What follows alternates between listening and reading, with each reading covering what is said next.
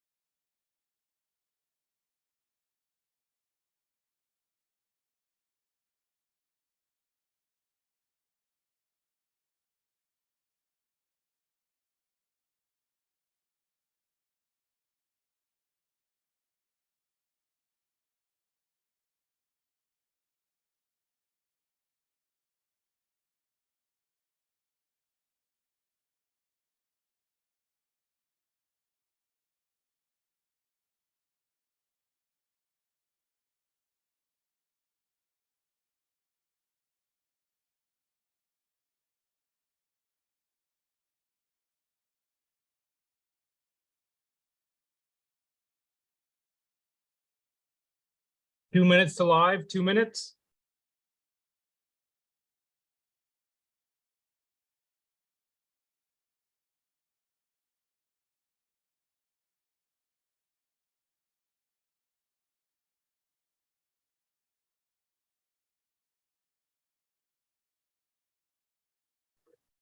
Yeah, it was like 1 o'clock in the morning. It's like, what are you doing? Yeah. Such dedication. It's like, What? voting in. Hi Doug, how's it going? You're on mute, that's okay. Yep, we're good. Thanks.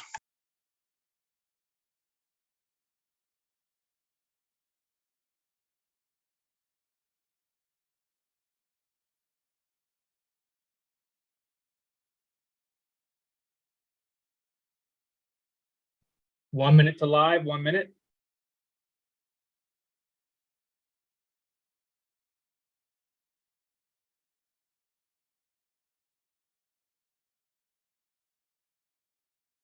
You mean I gotta look at him all night? Are you kidding me?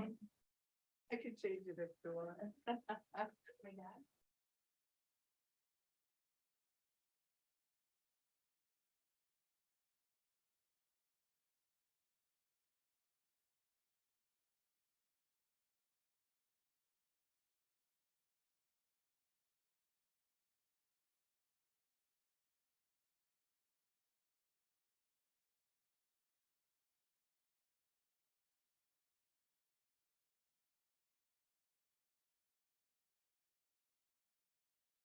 And you're live in 9, 8, 7, 6, 5, 4, 3, 2, 1, and you're up. Good evening, ladies and gentlemen. I'd like to welcome you and to call to order the Planning Corporate Services meeting of the Council of the Corporation of the Municipality of Kincardine at 5 o'clock on April 12th, 2023 in the council chambers at the Municipal Administration Center. We begin with roll call. Deputy Mayor Clark, Present. Councillor Blackwell, Present. Councillor Kavanaugh, Present. Councillor Hinchberger, Present. Councillor Kennedy, Present. Councillor Prenger, Present. Councillor Stanoff Gray, Present. Councillor Stewart. Present. Also like to acknowledge our staff that's here this evening. We do have some that are online as well. And acknowledge 8 or so members of the public in our audience. I'd like to call on Councillor Hinchberger for our land acknowledgement statement. We would like to begin by acknowledging that we are meeting on the traditional lands and treaty territory of the Saugeen Ojibwe Nation, which includes the Chippewas of Nawash Unceded First Nation and the Chippewas of Saugeen First Nation, whose ancestors were the first to inhabit, care for, and live on this land. We recognize and deeply appreciate the contributions that Indigenous peoples have made, both in caring for this land and shaping and strengthening this community, our province, and our country. As a public service organization, we are dedicated to learning and acknowledging Indigenous history and culture, and are committed to actions that move us towards a journey of truth, healing, and reconciliation with the Saugeen Ojibwe Nation, the Métis Nation of Ontario, and the historic Saugeen Métis.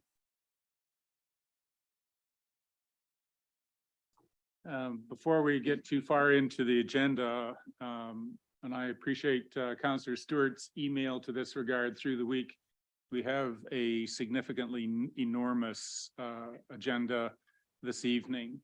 And to facilitate wise and timely decisions, if there is absolutely one pressing question that you need to ask of any delegation or report, you're more than welcome to ask it.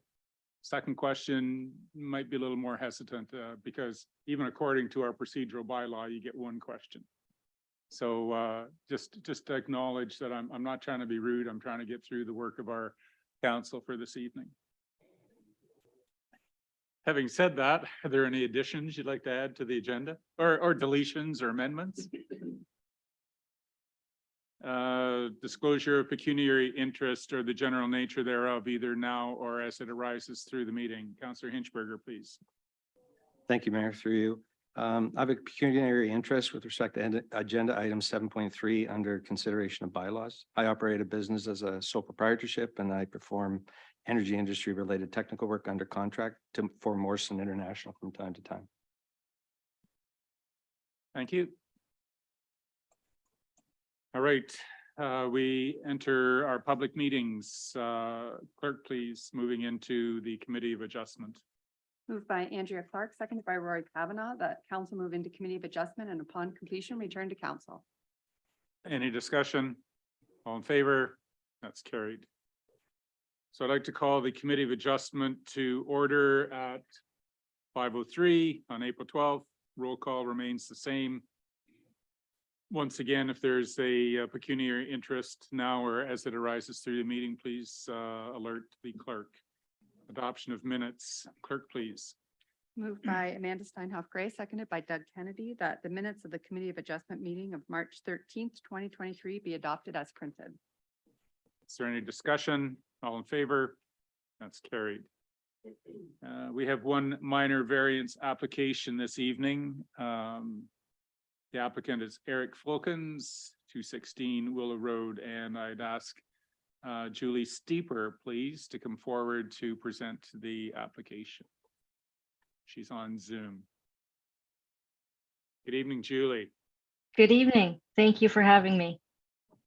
In light of your agenda, I will try to keep my presentation very short. If anyone is in attendance there and like to receive notice on the application, please contact the clerk or email the Bruce County Planning Department. The purpose of the application this evening is to allow relief from the maximum height for accessory buildings. The proposed height is 4.8 meters. The maximum height in the bylaw is 4.5. The applicant is requesting relief for 0.37 meters. If approved, the application would facilitate the new construction of an accessory building at 216 Willow Road. The property is located within the town of Kincardine and is south of Kincardine Ave and west of Highway 21, and the site is surrounded by residential uses. The planning analysis centers around the 4 tests of the minor variance. Relief can only be granted if the variance passes the 4 tests. The Bruce County official plan designates the property's primary urban communities, and the Kincardine official plan designates the property residential. The proposed building is accessory to existing residential use. The house is under construction, which is permitted within the designations. The intent of the height regulation is to control height so that accessory buildings are in keeping with the residential character of the area and are secondary to the primary use, which is the dwelling. In this instance, the height of the building proposed is in keeping with the residential character of the area.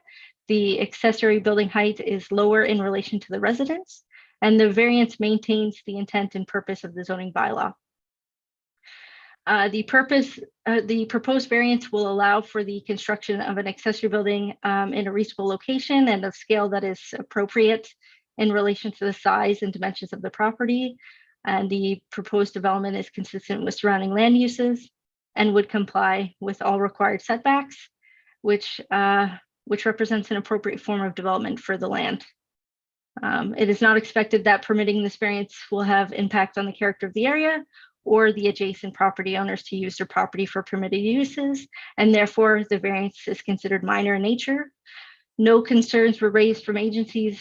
No public comments were received on this application, and this concludes my report. Thank you very much. Thank you, Julie. Are there any members of the public which would like to speak to this application? Are there any members of the public that would like to speak to this application? Council members, any questions? Councillor Stewart. Just a quick one. Is Dwayne on the phone or is Dwayne here? Yes, I'm here, Councilor Stewart. Hi, Dwayne. Just a question. I just wanted to ask, in the future, we're going through, of course, our comprehensive zoning bylaw. Is this one of the areas that we're thinking about changing the height of accessory buildings? Through you, Mary. Yes, Councilor Stewart, that's definitely one of the issues we've raised early on in our comprehensive review was to adjust the height limitations of accessory buildings, and that's generally to permit the incoming uses for accessory residential units. So we're hoping to incorporate that into the height rationale in our upcoming bylaw. Perfect. I support that. Thank you. Any other questions from council? Seeing none, Clerk, you have a motion, please? This is moved by Beth Blackwell, seconded by Bill Stewart, that Committee of Adjustment approve the minor variance from Eric Folkens for the property described as 216 Willow Road, Municipality of Kincardine, to increase the maximum height for an accessory building. So you've heard the motion. Is there any discussion? All in favor? And that's carried. Motion to adjourn. Clerk, please. Moved by Jennifer Prenger, seconded by Mike Hinchberger, that this Committee of Adjustment adjourn at 5:08 PM.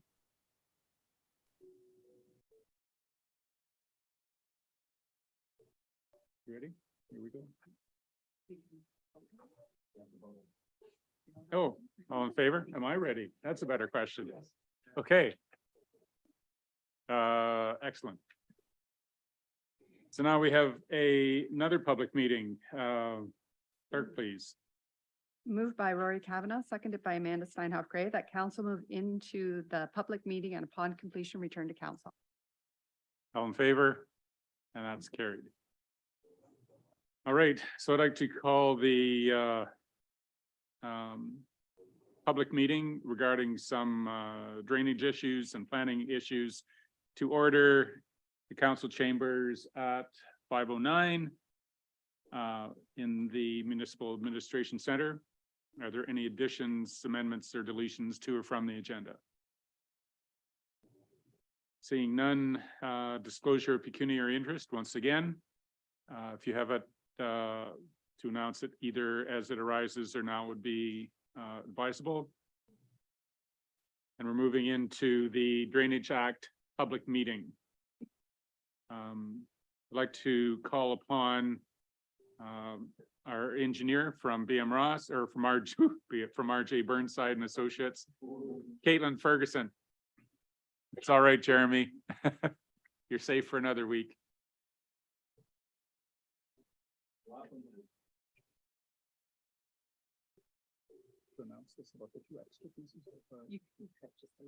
Okay.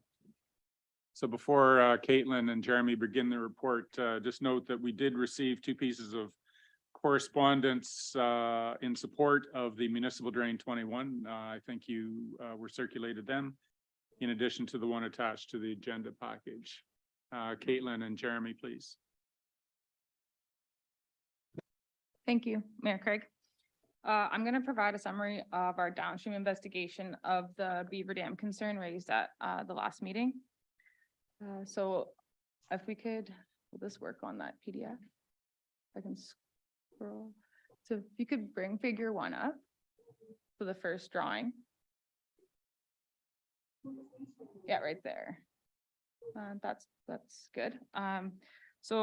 Looking at figure 1 on the screen, it's not showing up the best, but the left-hand side is lot 19. And on that lot, you'll see the smaller black line, that's the proposed drain. And then the thicker one on the outside is the watershed boundary for MD 21. And then the right-hand side is lot 20. The blue line, meandering line that I can't really see very well from here, that's the natural water course.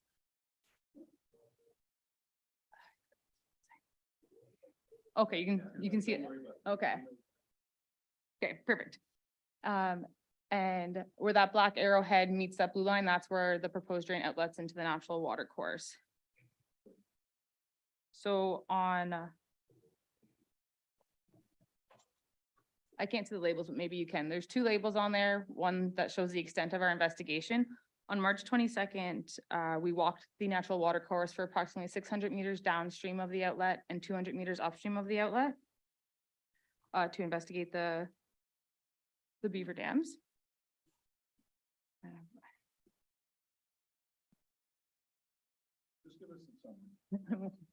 And I guess prior to this, we were in contact with that landowner to discuss the water course on his property, the beaver dams, and to receive his permission to enter his property.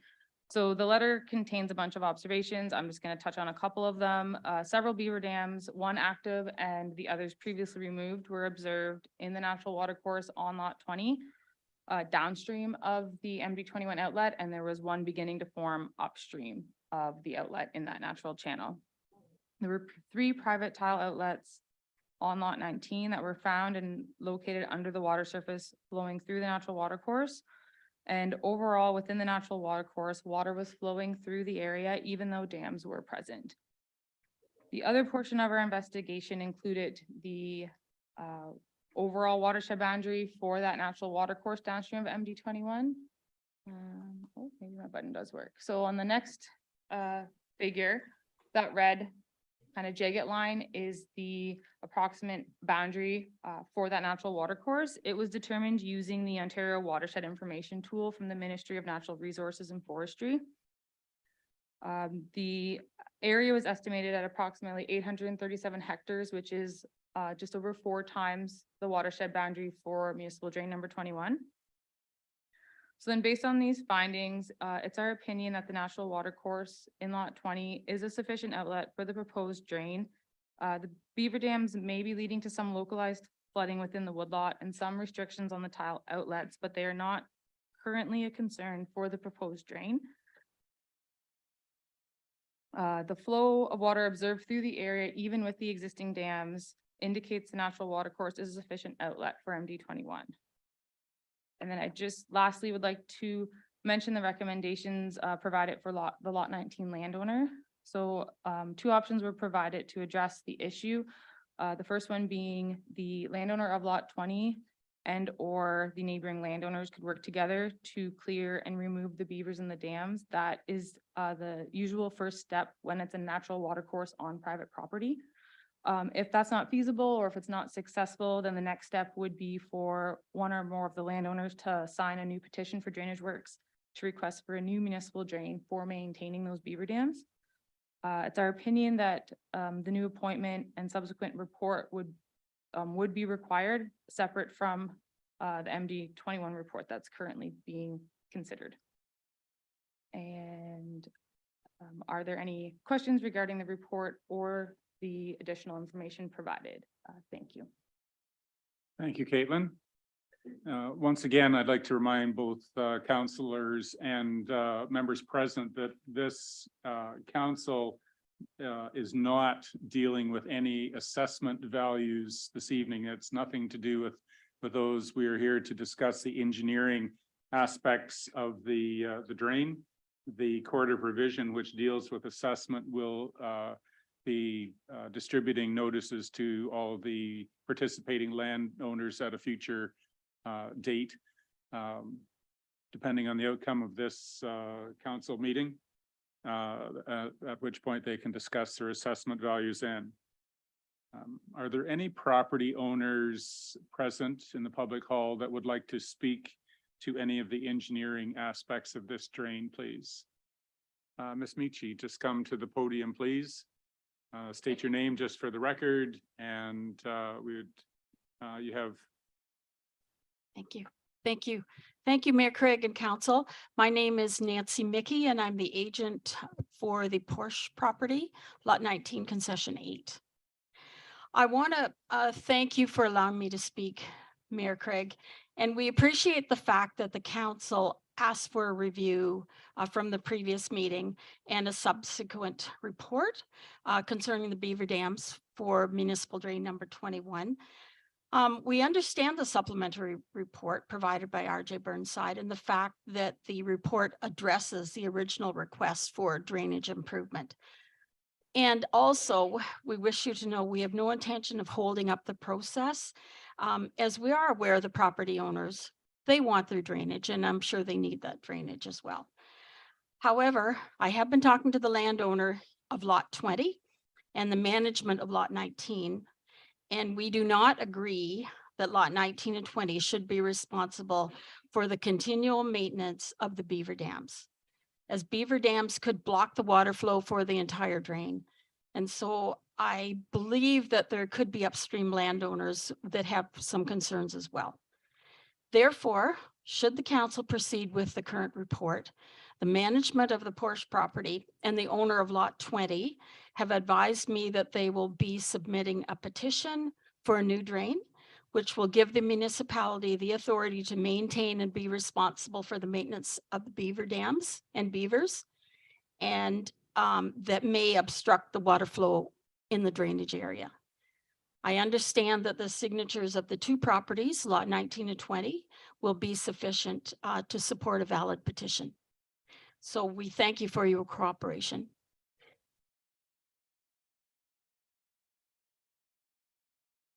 And thank you, Ms. Mickey. We appreciate those comments. Is there anyone else from the public who would like to speak to the engineering aspects of this report?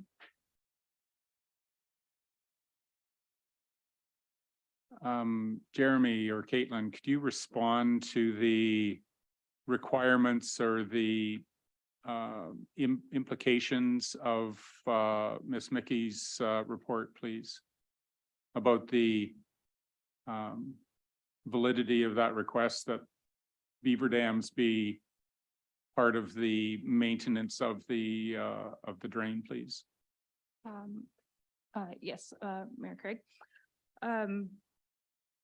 It would be a separate petition, so it wouldn't affect the validity of this petition. And assuming they both sign, it likely would be a valid petition, but that's something that's determined at the on-site meeting. Once we've talked with the landowners and find out the needs of the entire watershed. So it's not something we can speak to before a petition is actually submitted. So there, even though it's a valid request and a legal petition, it really falls outside the purview of what we're discussing tonight then. Is that what I'm hearing? Correct. It would be separate from the MD 21 report that's currently being considered at this meeting. Thank you for that clarification. So are there any questions from any council members regarding the engineering aspects of this drain outside the concerns of any beaver dams? Councillor Stewart, please. Thank you very much. And through you, thank you very much for doing this. I know that you thought it was, but you know, you can see there is some problems downstream and, you know, we have to represent the whole community and we got these letters from the owners of the drain and, you know, I'm a little bit confused because we've only been working at this for maybe what, 4 or 5 months. I didn't realize these things took so long. I mean, they're talking 4 years. So I'm not quite sure what, and I don't want to discuss that between you and them. Just one thing, if I can ask from your expertise, someone was talking about a drain and we're talking about a natural course of a river or a little creek. So were they proposing that we do a new drain or just open up the natural course? Thank you. So it would be considered a municipal drain, but we wouldn't be doing any digging or installation of any type. It would just be for maintenance of the beaver dams. We don't feel a need to do anything to the natural water course. So we would be part of that and have to maintain. Thank you. Which falls outside the purview of this council discussion this evening. Any other questions? Councillor Prenger, please. Thank you. Through the chair. It's actually more of a statement, I think. I wanted to thank you for the revised report. Your second figure, which showed the watershed of the water course rather than just the proposed drain. Personally, that's more what I was looking for. I know there's a lot of concerns about beaver dams and whatnot. My understanding, like you've said already today and at our previous meeting where you were here, beaver dams are generally the responsibility of the property owner to deal with if they want to deal with it, if it's causing a problem. So for me, I want to see what you did here, looking at the greater watershed and the impact and to ensure that it's an appropriate outlet rather than just a couple 100 meters kind of thing. So I was really happy to see this and that you confirmed that. And that's what I was personally looking for. So thank you. Job well done. Washed out on Monday. So I'd like to advise that municipal drain number 21 is a section 4. And that likely doesn't mean a whole lot to many of us. Opposed to 78, the landowners do have an opportunity to add or remove their name from the petition of this municipal drain. I also like to advise that a decision will be made as the matters arising from this public meeting. And if approved, first, second reading of the bylaw will be given. And now I'd like to ask the clerk for the motion, please. So this is moved by Doug Kennedy, seconded by Beth Blackwell, that council accepts the engineer's report for municipal drain number 21 and refers the bylaw to matters arising from public meeting to be read a second time. Heard the motion. All in favor? Anyone opposed? That's carried. Clerk, please motion to adjourn from the public meeting. Moved by Bill Stewart, seconded by Jennifer Prenger, that this public meeting adjourn at 5:23 PM. Thank you very much, Mayor and Council.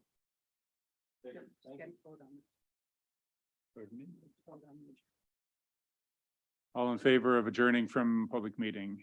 That's carried. All right, so now we're back in our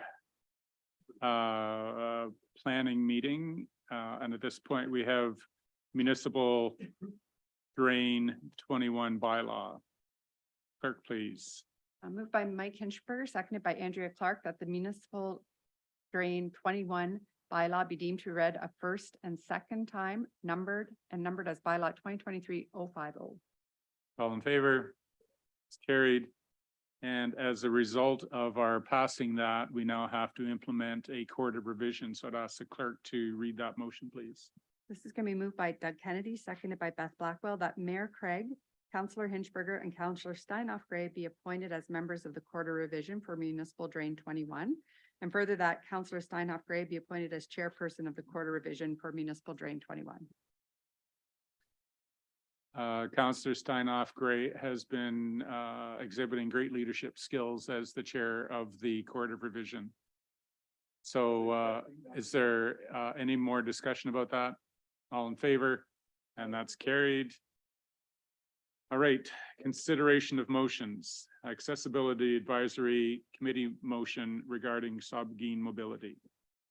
This is moved by Amanda Steinhoff Gray, seconded by Bill Stewart, that council support the Accessibility Advisory Committee's resolution of February 21st, 2023 to request that Saugeen Mobility and Regional Transit, Saugeen Mobility, reinstate service to the pre-pandemic 365 days per year service from 0600 hours to 2300 hours, and that Saugeen Mobility add a call service to be able to provide after-hours service if there is availability within the municipality, and that all out-of-town service would be pre-booked, and that a copy of this request be sent to other member municipalities of Saugeen Mobility Board to request support for the reinstatement of pre-pandemic services.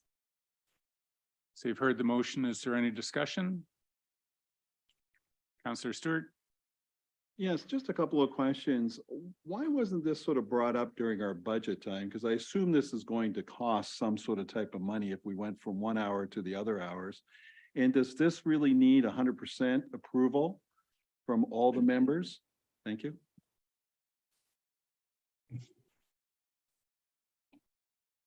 So Saugeen Mobility is its own board. So it would be Saugeen Mobility who would have to approve this. So that would be with the other nine members to do this. The previous council actually did make a very similar resolution as indicated. So Saugeen Mobility was aware of this at the time of making their budget. Deputy Mayor Clark, please. In relation to the motion, I think the service that's provided is not only beneficial, but quite crucial for accessibility. And I certainly would like to see it expanded back to pre-pandemic levels. So I will be supporting this motion. Councillor Blackwell? Thank you. Through you.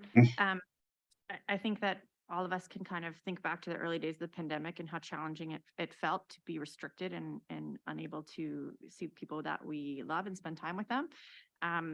For individuals that have disabilities or are seniors and are unable to use existing transportation, they are still kind of bound in many ways by some of those restrictions because they don't have transportation to do things in the evenings or on weekends. There's no service on Sundays for those who want to practice their faith, who may practice on Sundays. There's hardly any ability to do the typical things that we all appreciate in our evenings. So it's something that I think is realistically something that we really need to support. It's not, to support human rights and have everyone in our community be able to participate. Councillor Kennedy, please. Yeah, through the chair, just we're working on a charter that can help out the nights that we do not have service and the Sundays we do not have service. To be realistically sitting on the board, this probably won't happen this year, but it gets it out there what we're interested in. And we have a subcommittee set up investigating different things for, right now, all the communities are the same.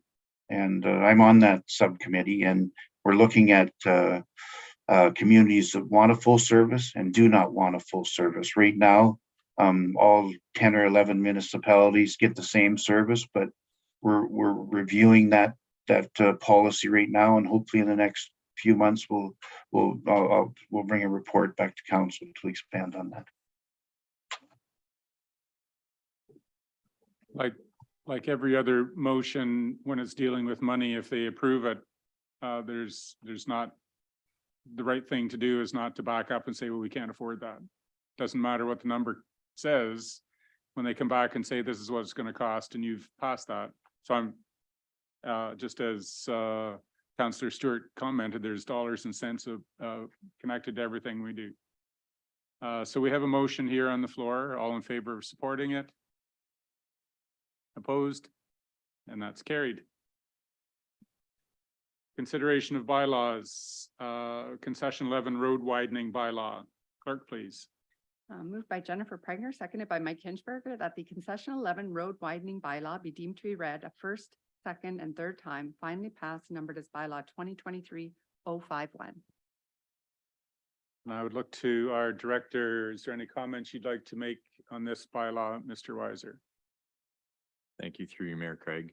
It's a housekeeping item. There was a transaction of property there that triggered that road widening wasn't dedicated, and through that review, we established that the entire strip along concession 11 needed to be addressed. Any questions from council? You've heard the motion. All in favor? That's carried. 7.2 Cheesy Monkey Agreement bylaw. Clerk, please.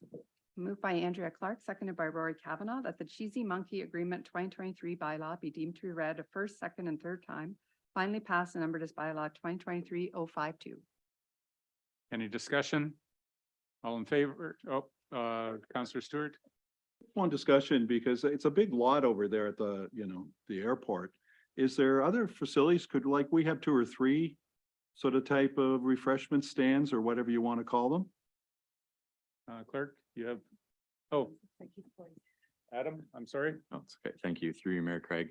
From a land footprint, certainly there's room there. Just with anything there, we do acquire a permit through the MTO to have this vehicle or establishment there. The thing that we'd have to look at really is servicing, just to look at probably the hydro capacity to make sure whatever's coming in there that we could support it. So you've heard the motion. All in favor? Any opposed? That's carried. Morrison International Lease Agreement bylaw. Clerk, please. So this is moved by Doug Kennedy, seconded by Beth Blackwell, that the Morrison International Inc. Canada Lease Agreement 2023 bylaw be deemed to be read a first, second, and third time, finally passed, numbered as bylaw 2023-053. Is there any discussion? All in favor? That's carried. 7.4 appointment bylaw enforcement, James Special Services bylaw. Clerk, please. Moved by Bill Stewart, seconded by Jennifer Pringer, that the appointment bylaw enforcement James Special Services Inc. 2023 bylaw be deemed to be read a first, second, and third time, finally passed, numbered as bylaw 2023-054. Any questions? All in favor? That's carried. Move into Committee of the Whole. Moved by Mike Hinchberger, seconded by Andrea Clark, that council move into committee of the whole and upon completion return to council. All in favor? That's carried. So I'd like to call to order the Committee of the Whole meeting of the Council of the Corporation of the Municipality of Kincardine at 5:32 on April 12th. Are there any amendments, additions, or deletions to or from the agenda? And once again, if there's a pecuniary interest, please disclose now or as it arises in the agenda. Adoption of our minutes from the last meeting, please. Moved by Rory Kavanaugh, seconded by Amanda Steinhoff Gray, that the minutes of the committee of the whole meeting held April 3rd, 2023 be adopted as printed.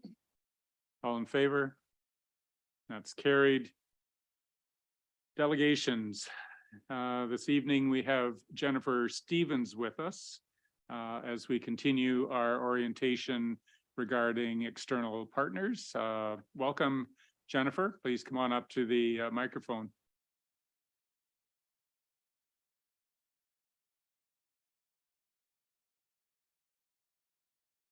Oh, just a minute. We need to wait just for a moment until we get everything queued up.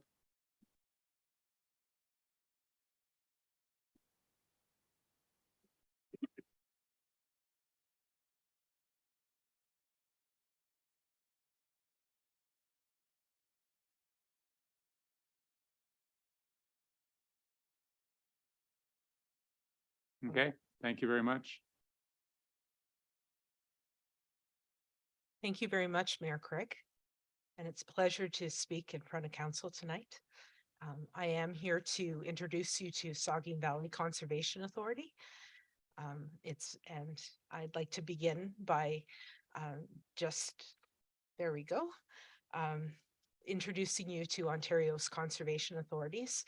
There are 36 conservation authorities across the province, and we have here a summary of how instrumental those conservation authorities are in terms of collectively providing planning and permits annually across the province, as well as managing flood control and prevention infrastructure, as well as being the second largest landowner in Ontario. To be able to understand conservation authorities, you need to understand what a watershed is, because conservation authorities are delineated on a watershed basis. So a watershed is essentially a catchment area. So we have recently had quite a storm, and we had rain that fell to the ground and it infiltrated into the ground, or it evaporated, or it ran off into Lake Huron. Essentially, what happens on your property impacts your neighbor's property or vice versa. So just looking at Saugeen Valley Conservation Authority, we have 15 municipalities that fall within our conservation authority. We're the 5th largest by geographic area of the conservation authorities in the province at 4,700 square kilometers. We have 118 kilometers of shoreline. And in terms of the direction of flow, our Saugeen Valley or our Saugeen River originates in the headwaters of the Osprey wetlands, and it discharges into the Lake Huron. Now, today I am introducing you to Saugeen Valley Conservation Authority, but there's another reason why I'm here.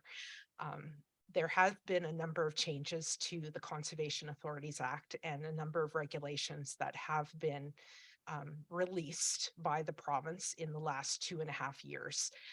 This particular slide shows a summary of those changes. In the first bubble on the left, you see essentially a number of words: programs and services, transition plan, inventory.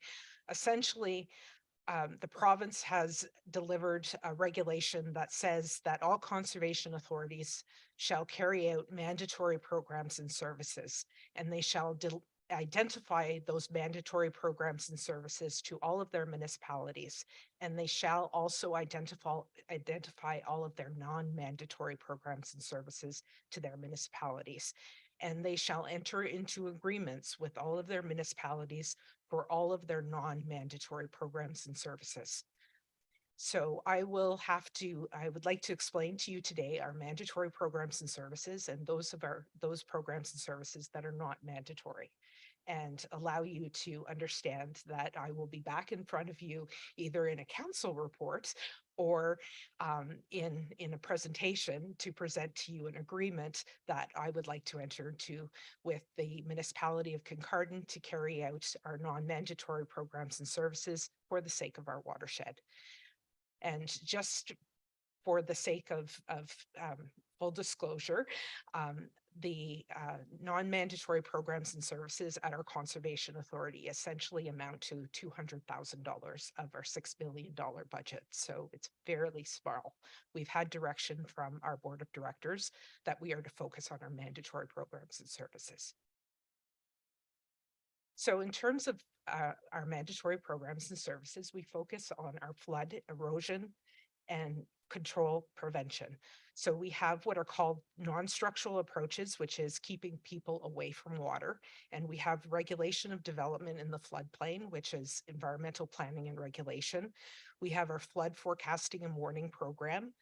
We have water infrastructure maintenance and prevention, and we have our emergency planning programming. And then we, of course, have our structural approaches, which keeps water away from people. And we have dams, dikes, and control channel works to do that. And we have approximately 27 structural structures in our watershed. So quite a few for our watershed. This particular slide summarizes the flood warning program. All of these triangles are stream gauges and precipitation gauges, and they are our early warning system, essentially. They provide routine information concerning our watershed river conditions to municipalities and other officials.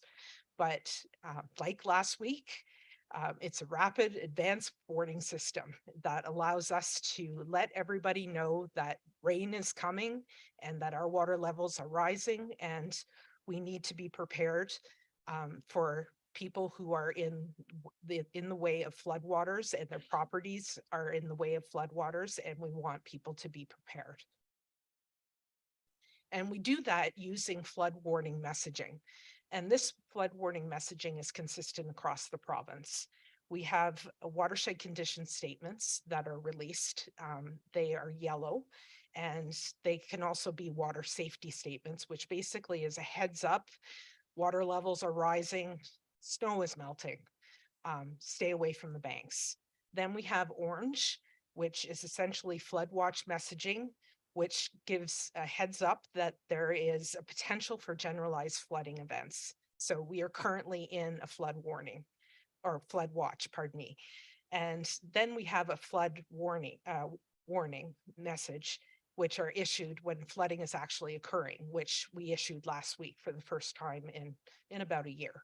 And that was issued for 3 selected municipalities in Coon and Carden to in terms of high water levels, flooding, water overtopping our roads. And we wanted municipal officials to be aware, as well as we wanted the public to be aware. We were in touch with municipalities and municipal staff so that everybody could get out and inform the public in an appropriate fashion.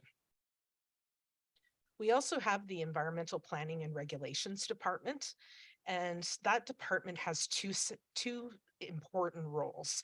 The first is we have a regulation that specifically allows us to control where building occurs in relation to floodplains. So we do not have buildings taking place, being built essentially where flooding is going to occur.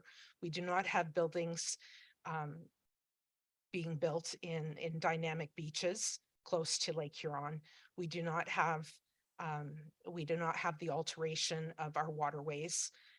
All of those particular details are taken care of by our Environmental Planning and Regulations Department, while taking into account that we need to be sensitive that people want to build their dream homes, and we want to be cognizant of that, but we also want to protect people's lives and their property.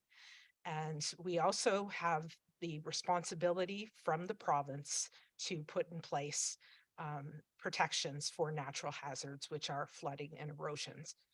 Secondly, the responsibility of the Environmental Planning and Regulations Department is for the delegated responsibility for natural hazards under the provincial policy statement.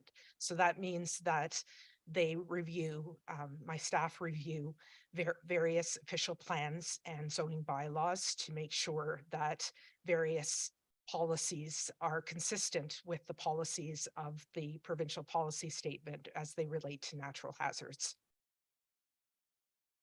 Another mandatory program and service that we offered is related to drinking water source protection, which of course is later on your agenda today, Scott's Point Well. The the Drinking Water Source Protection Program was originally developed as a result of the recommendations put forward by Justice O'Connor when he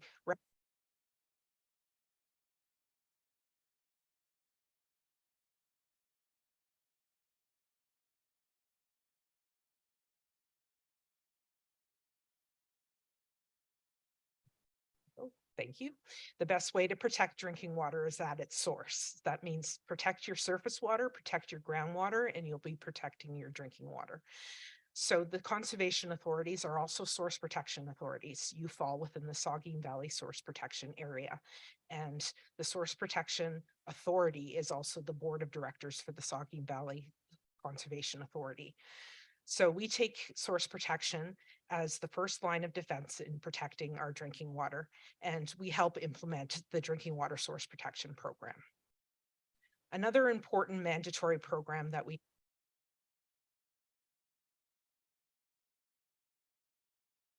is our land conservation program.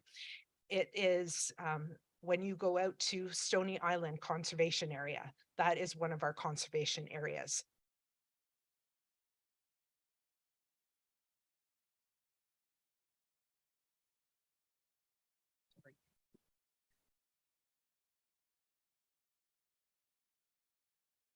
Thank you. We are responsible for protecting our natural resources and our natural lands. So we own approximately 153 different properties in 86 different groupings. And we have about 54 kilometers of maintained trails, but 129 kilometers of trails that are actually accessible to the public. In terms of one of our non-mandatory programs and services is our tree planting and our stewardship programming. But this is something that, particularly in an agricultural watershed, brings tremendous benefits to the protection of our water quality. So we do have an active tree planting program where we plant 150,000 trees on an annual basis. And since 1974, we've planted 5.8 million trees. We do also prepare and work with landowners on their managed forest tax incentive program planning, and that allows them to protect their private forests. And we also have a tree marking and tendering program. But we also have 8,000 hectares of authority forests that we have to maintain. That is a mandatory program and service. And lastly, of the programs and services that I want to discuss is our water quality programming. I mentioned the hydrology earlier when I talked about the stream gauges, but we also collect water chemistry and biology. And this is to establish water quality data, to determine if there are any trends in our water quality, and to determine the effectiveness of our programming, such as our stewardship and tree planting programming, and determine where we need to establish programming to help with the water quality and improve that water quality. In terms of surface water, we have 29 different stations across the watershed. The majority of those stations are part of the Provincial Water Quality Monitoring Network, which is a mandatory program and service. However, a small proportion of those stations, those 29 stations, are actually Saugeen Valley Conservation Authority stations. We have established them because we feel that there were gaps in the provincial network. So if we were to continue on with the monitoring at those stations, that would be a non-mandatory program and service. We also carry out biomonitoring, which means that we collect small bugs that you would find in the sediment of various water courses. And because it's a living creature that we're collecting, it's not just a snapshot, such as collecting the water chemistry. So having that information about a living creature will be able to tell us that that living creature has narrow or broad range of tolerance for environmental conditions. Our biological monitoring program is a non-mandatory program and service, but because it tells us so much about the water chemistry or water quality, we would like to continue that program as well. And lastly, in terms of our water quality, we have our groundwater monitoring. We have 23 aquifers that we monitor across our watershed at 14 different sites. We look at bedrock aquifers, which are deep into the ground, as well as overburden aquifers, which are shallower. These aquifers are monitored through the provincial groundwater monitoring program, and it's a mandatory program and service. So with that, I present to you the budget for 2023. You'll see here that approximately $4 million is attributed to our general levy programs, which means that those funds come from our municipalities, or a portion of those funds, approximately $2 million of those dollars come from municipalities. The remainder of the $2 million come from various other sources. And our non-general levy programs is about $2 million. The municipality of Kincardine contributes $362,000 to the general levy programs.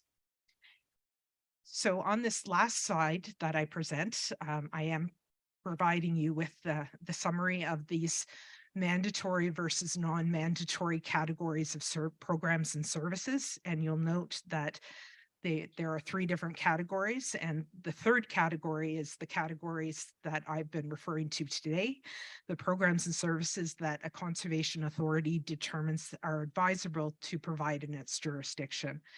In order to carry out these programs and services in 2024, we will have to enter into agreements with municipalities by the end of this calendar year.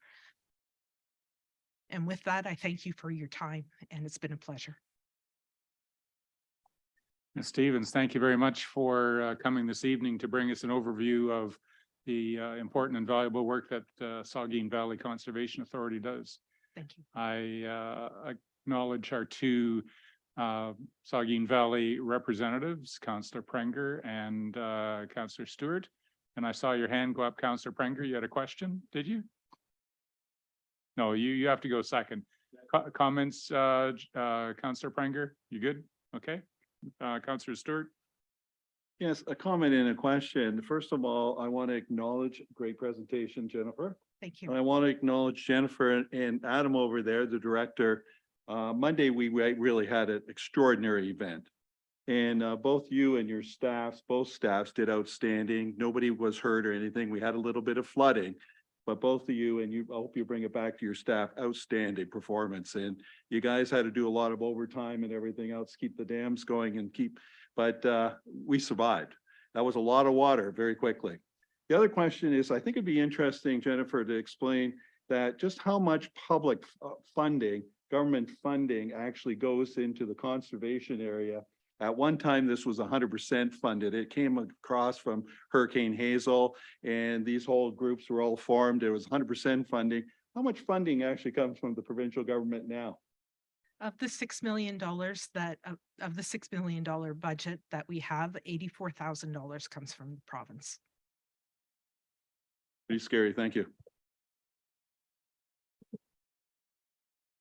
Jennifer, thank you very much for being here tonight. We look forward to hearing your report before the 1st of January. Thank you very much. All right. Another one of our external partners is Bruce Area Solid Waste Recycling, and I'd like to welcome its manager, Vince Cascone. Vince, you've been there for like 100 years, I think. So 25 years you've been the manager there. So welcome this evening. And we look forward to hearing your report. Thank you. I'm Vince Cascone, General Manager of Bruce Area Recycling. Started here in 1989. When I started here, we had about 8 trucks. When the company started, the company started in 89, there was only 3 trucks. We now run 30 with 3 lines of business, which are garbage collection, recycling collection, and front-end collection. The front end collection, as you all see the bins for the cardboard, that's what they're doing. We don't collect any waste in the front end trucks. We have 35 employees. That includes drivers, material sorters, and baler operators. We collect for over 35,000 homes for recycling in Bruce County, 3 municipalities for waste, which includes municipalities of Kincardine, Huron Shores, and Saugeen Shores, Huron, Kinloss, and Saugeen Shores. As most of you are probably aware, Ontario is adapting to the BC model for recycling collection, where the producers are going to be the ones who pay for the programs. And all programs, when this happens, will collect the same recycling material. To complete the program, Transition Ontario has split into numerous zones. Our zone is number 17, made up of Gray and Bruce. And the transition dates for all of Ontario will happen over the next 3 years. Our zone, like I said, is 17. That is December 31st, 2025. So we're the last to transition. We've got a little bit of time, which is a good thing because we haven't even seen a collection contract yet or an RFP. And that's supposed to come out in the 3rd quarter of this year. And we're just working on what we're going to do to be bidding on this contract. So it's a busy time. And as you know, the summer's coming. So we're all concentrating on that right now, making sure we have enough equipment to take care of the influx. And that's who Bruce Recycling is. But I expected there'd probably be a few questions. Councillor Hinchberger. Thank you, through you, Mayor, and thank you for coming tonight. In the 2023 budget, we significantly hiked the cost of bag tags for waste collection. And despite what some people might think, it wasn't just an attempt to generate more revenue, but an attempt to change behaviors and lead to the generation of less waste. And my question is this: does Bruce Area Solid Waste Recycling, does it have in its possession, or can it start to accumulate data in terms of the volume of garbage that it picks up that could help us to determine whether this change that we made has actually led to an effect? Yes, we can. Okay. Yeah. Sorry? Oh, yeah, everything. Recycling, garbage, everything we pick up. Now, there's a few things we're not in charge of that you did, that you recycle, like the electronics and any compost that goes to certain places. But no, we weigh everything. We could get you the exact numbers, the percentage. Okay. We have all that information. This being my first term on council, it's possible that there is already some sort of regular reporting in place that covers this. Is that the case? Or if it's not, can that process begin? No, we have it. We have it. It's covered. We've been covering it since day one. Perhaps I could just ask the clerk to circulate. You give like monthly reports or quarterly? Anyway, we've seen the different reports regarding volumes, weights, dollars generated, all those sorts of things. If you could submit that to our clerk's department, Vince, just so that she could circulate it, that would be excellent for us to fill in some of those information gaps that we look for. So thank you for that. Thank you. Councillor Blackwell, please. Thank you, through the chair. For the public who may not be aware, can you speak a little bit on what may change in terms of the recycling programs, in terms of like what actually potentially could be recycled when the switch occurs? There's going to be additional products added. And a lot of the reason we couldn't do that in the past, and we've had discussions with this with the board of directors on numerous occasions, is to bring in new materials would be so costly to the municipality, because you're maybe adding something that has to be sorted alone. So you have to make a separate spot on the truck for it. Has to be baled alone, has to be shipped alone, takes up a lot of space. And like just mentioning Tetra Pak that we still see a lot of, we had the people that recycle it come up to our place and say, it would take you about a year to get a load. You can't ship one bale at a time. It'd be gone bad by the time it came to us. So there was cost involved in volume for the area we lived on. Now with everything going to a couple of recycling facilities in Ontario for for processing, you'll be able to add those type of materials. So there will be additions to what goes in the blue box.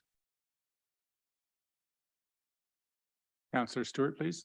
Thank you. What I understand with the BC and quite familiar with the BC where the producers pay. So the producers will be paying you to do the recycling versus the taxpayers. Is that Correct. correct? So we'll see our costs going down, but the unfortunate thing, the taxpayers will see their pricing going up at the grocery store. Yeah, and you got to watch out when you're saying it's going to be free too, and because that word gets popped up a lot. And one of the things BC does, if you're familiar with it, they have a system where there'll be fines levied against municipalities if it's contaminated. Okay, if they're bringing in too much contaminated material, they'll tell you're not educating people enough and things like that, which is not always the case. And we collect in a blue box. We hang the blue box on the truck. We sort the material by hand. If there's anything in the box that shouldn't be there, we leave it. Okay, but if you see those cart systems, a lot of municipalities are going towards cart systems. Now the cities all have them. You can't control what's going in that, and you can't look in it, and you're not touching it. It's just going straight into the truck. So it's really hard to control I'm hoping that the blue box system stays the same as we have now, just with additional products. Counselor Kennedy, please. Yeah, through the chair, I think you might have just touched on my comment question. In most municipalities in the province of Ontario that I go through, there is a bin that gets rolled to the sidewalk with their garbage in them. Their bill is on a tax bill, either once or twice a year. You comment on that, and is it possible for us to consider at some point down the road, instead of us collecting all this money for bag tags and different things, and doing it maybe in a little bit simpler way if possible, please? Thank you. We're talking garbage collection? Yes, Waste collection? garbage, yep. Yes, garbage, yep. I really, You better consider your next words very carefully, Yeah, Mr. Cascone. yeah, I don't know. I'd have to check into the cost and exactly how these other, the way I understand it, they do it in different ways where they're billing the household directly for containers and things like that. Others aren't. I'd have to, we'd have to discuss what you want to look at. And I'd have to discuss that with Adam to see if the municipality is going to go this route. I recall one time we were going to do a compost program for Kincardine, and we had just a pilot project, and all the other municipalities, we were putting together the cost. We decided for this project we need about one truck would do it, and the municipality would have to pay for a bunch of other costs. We got very involved with this pilot project, and in the end it was rejected because it was too expensive, including that all municipalities, all the owners of Bruce Area Recycling had volunteered to pitch in for this truck because they were very interested in how that pilot project would work out. So before I start doing those kind of studies, we have a staff of 3 in our office for management. We like to be a little bit careful what we're getting involved with. Last question, Counselor Stewart. Just a quick one. I'm not sure, Vince, are you familiar that we're getting into a pilot project? Probably Adam told you about these food cyclers on the counter. I did. Great, Yeah. no problem. We're going to try it that way for a while. Yeah, good. Vince, thank you so much for coming to explain a little bit how Bruce Area Solid Waste Recycling works and is one of our valued external partners. We look forward to continuing getting your reports and hoping that you can lead us through a smooth transition into this new recycling era. I appreciate Excellent. it. Thank you very much. Thanks very much.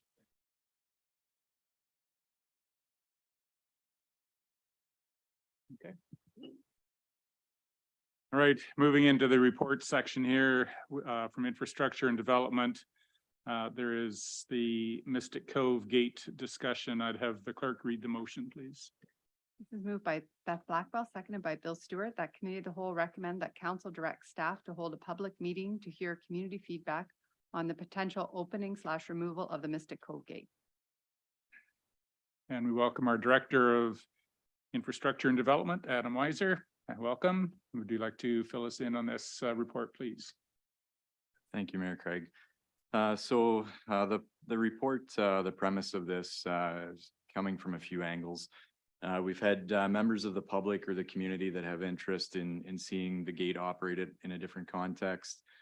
Staff have conducted a stakeholder meeting following the winter event around Christmas time with a number of the players involved in the existing gate policy and the maintenance agreement. And that agreement with the county is set to lapse here at the end of this month. And then in addition to that, just council request to bring a report forward. So within the report, we've built in kind of the history of how we've gotten here. So going back to the 2008 timeline is when a development proposal came forward. And so through that, essentially, we ended up with a gate out of the end result of that development. Within that process, Bruce Power approached the municipality for consideration of an emergency arrangement. So through that, the policy TP 3.1 was developed. And essentially what that did is it spelled out when and how the gate would be operated, staffed, et cetera. So after that arrangement was in place, we assumed the road in 2011. And then in 2012 entered into an agreement with the county. And so that specific agreement that's set to lapse here at the end of April gives us, the municipality, the opportunity to maintain the county corridor from the edge of Kincardine out through to the subdivision, so around the bends and to Lorne Beach area. So within the report, in the body of it, there is a number of areas that we talked on stakeholder engagement. And so the stakeholders that we brought to the table that had specific interest in the agreement and policy included the OPP, Bruce Power, staff from the county, and then staff at the municipal level. And so we tried to summarize at a high level some of the facts or points of interest from each of those players. Primarily from Bruce Power, certainly the arrangement is advantageous to their operation and getting essential staff in and out during these events. The OPP noted some concerns with the arrangement, primarily hinging around the fact that I guess twofold. So first of all, just them having resources to support the opening of the gate as the policy is currently written during events is quite challenging for them. As they're tending to a number of other matters at that time.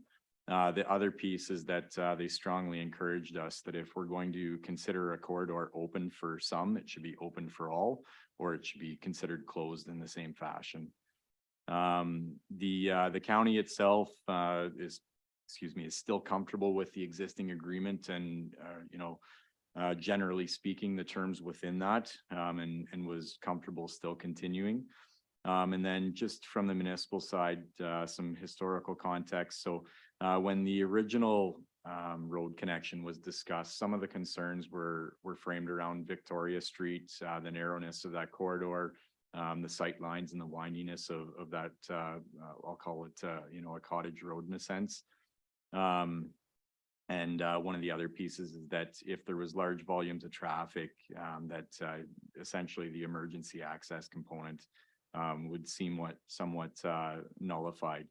And so whenever we do have an event, and we noted here in the past 5 years, the gate's actually only been requested to be open twice. So it's been quite minimal based on the winters that we've had over the last 5 seasons.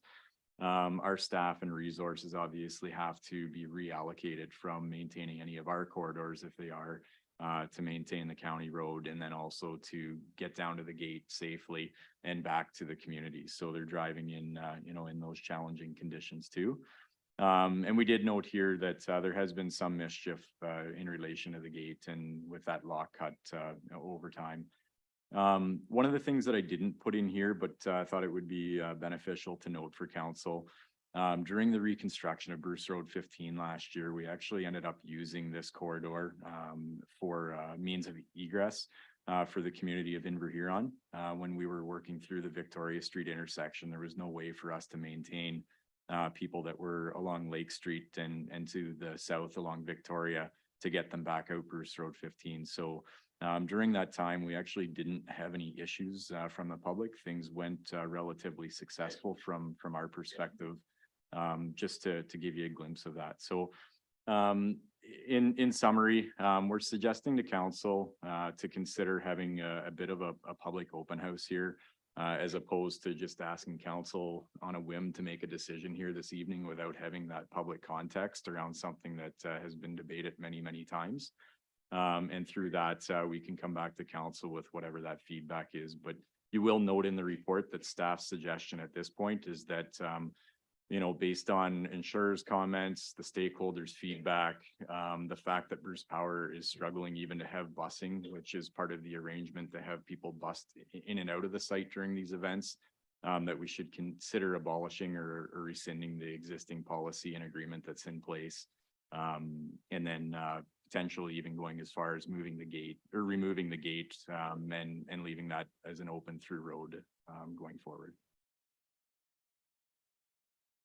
Adam, thank you for that report. I particularly appreciated the information regarding the stakeholders, keeping in mind that the motion is not tonight. It's not about whether we keep the gate open. It's nothing to do with that motion, not that discussion. It's about public engagement. I want to start the conversation tonight. If council just chooses to have this public open house and you know, encouraging members of the public to come with their thoughts, whatever's on their mind, what would your expectations of a productive presentation look like? Rather than, I want the gate open or I want the gate closed, what would help staff make up their, you know, a reasonable path forward? Through you, Mayor Craig. So that's a, you know, a valuable question.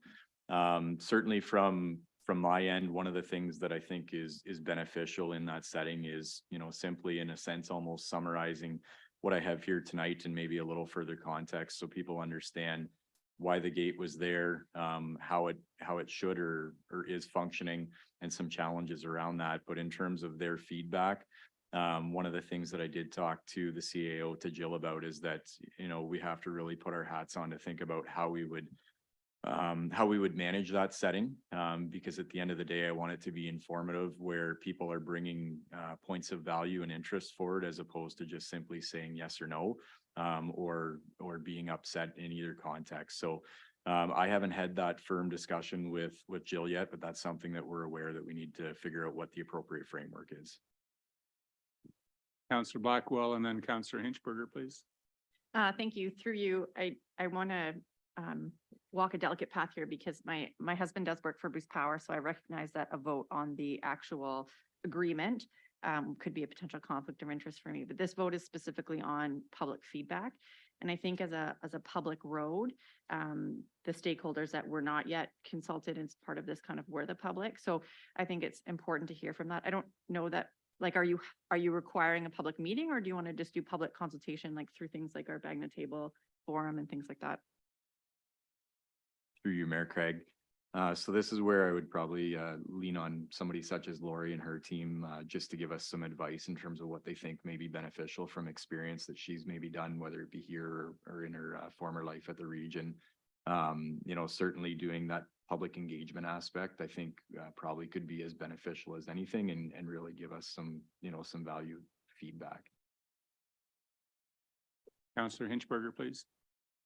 Thank you, through you, Mayor. Thank you for the report, Adam. It goes without saying, actually, no, I think it should actually be said. The report's kind of like focuses largely on the existing policy and Bruce Power's needs as far as this, but I think one of the significant group of stakeholders would be those who live in Inverhuron along Victoria Street and at certain times of the year find themselves and have to go the long way around. I personally worked for decades on site, regretted the run from the S-Bend up to County Road 15 in both directions, especially at night. So I don't think we should forget the fact that aside from the corporation's needs, that there are needs for citizens to have safe access to Kincardine while respecting closed roads as well. Just call me I might be a bit of a cynic on this one, but I would be willing to bet some money that the result of public engagement is going to be probably what we might already know is two diametrically opposed camps on the subject, and council will be right back where we sit presently. So I'm very interested on what you foresee as timing in terms of having a public information session or public consultation, because this is one matter that I'd really rather get on with. Thank you through you, Mayor Craig. So at this point, if we considered, hypothetically sorting out the framework of whatever we're going to do over the next few weeks, and then hosting whatever that looks like in through the month of May, I would like to get something back to council as quick as we can. So realistically, I would be aiming for June at this point, because I've either recycled or written a number of reports on the gate matter as well, and would like to, to bring some conclusion to it too. Thank you. So sort of what I heard is that if it went as you saw it, you'd have public consultation in May and there'd be a report back to council on the outcome of that in June.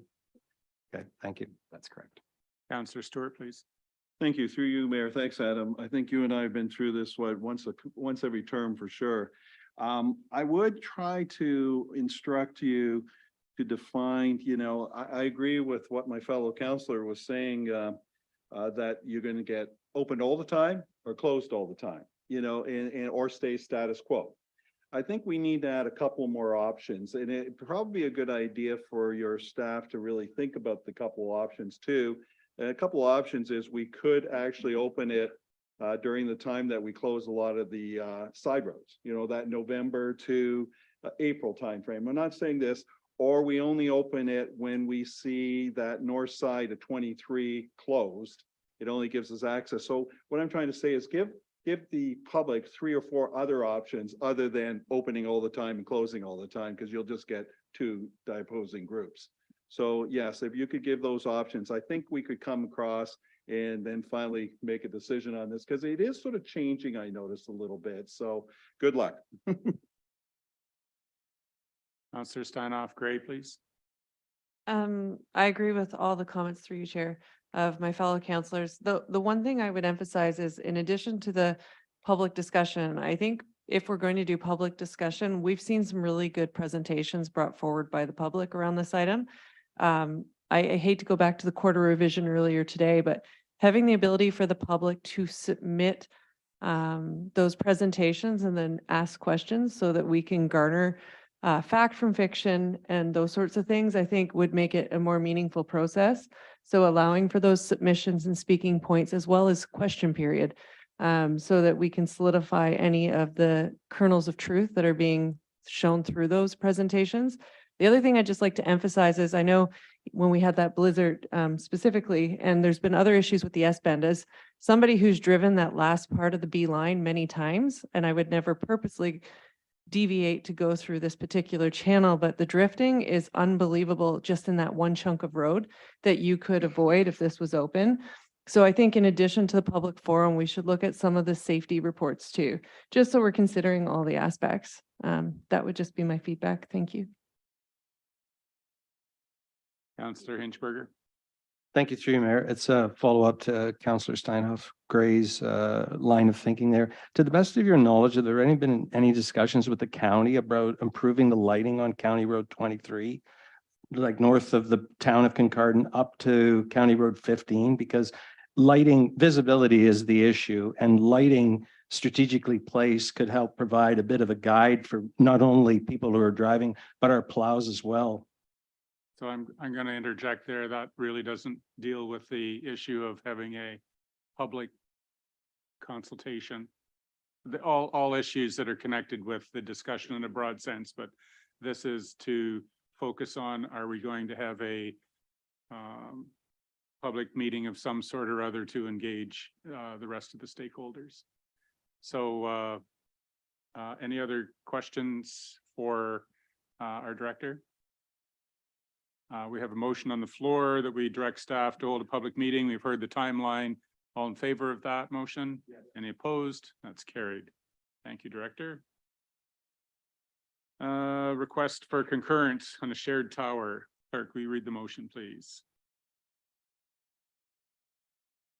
Moved by Jennifer Prenger, seconded by Mike Hinchberger, that Committee of the Whole recommend that Council of the Municipality of Kincardine provide a letter of concurrence to Shared Tower, Inc. in support of the installation of a 70-meter telecommunications antenna structure at 1111 Concession Road 10, Kincardine, Ontario, in accordance with the governing regulations set out by Innovation, Science and Economic Development Canada.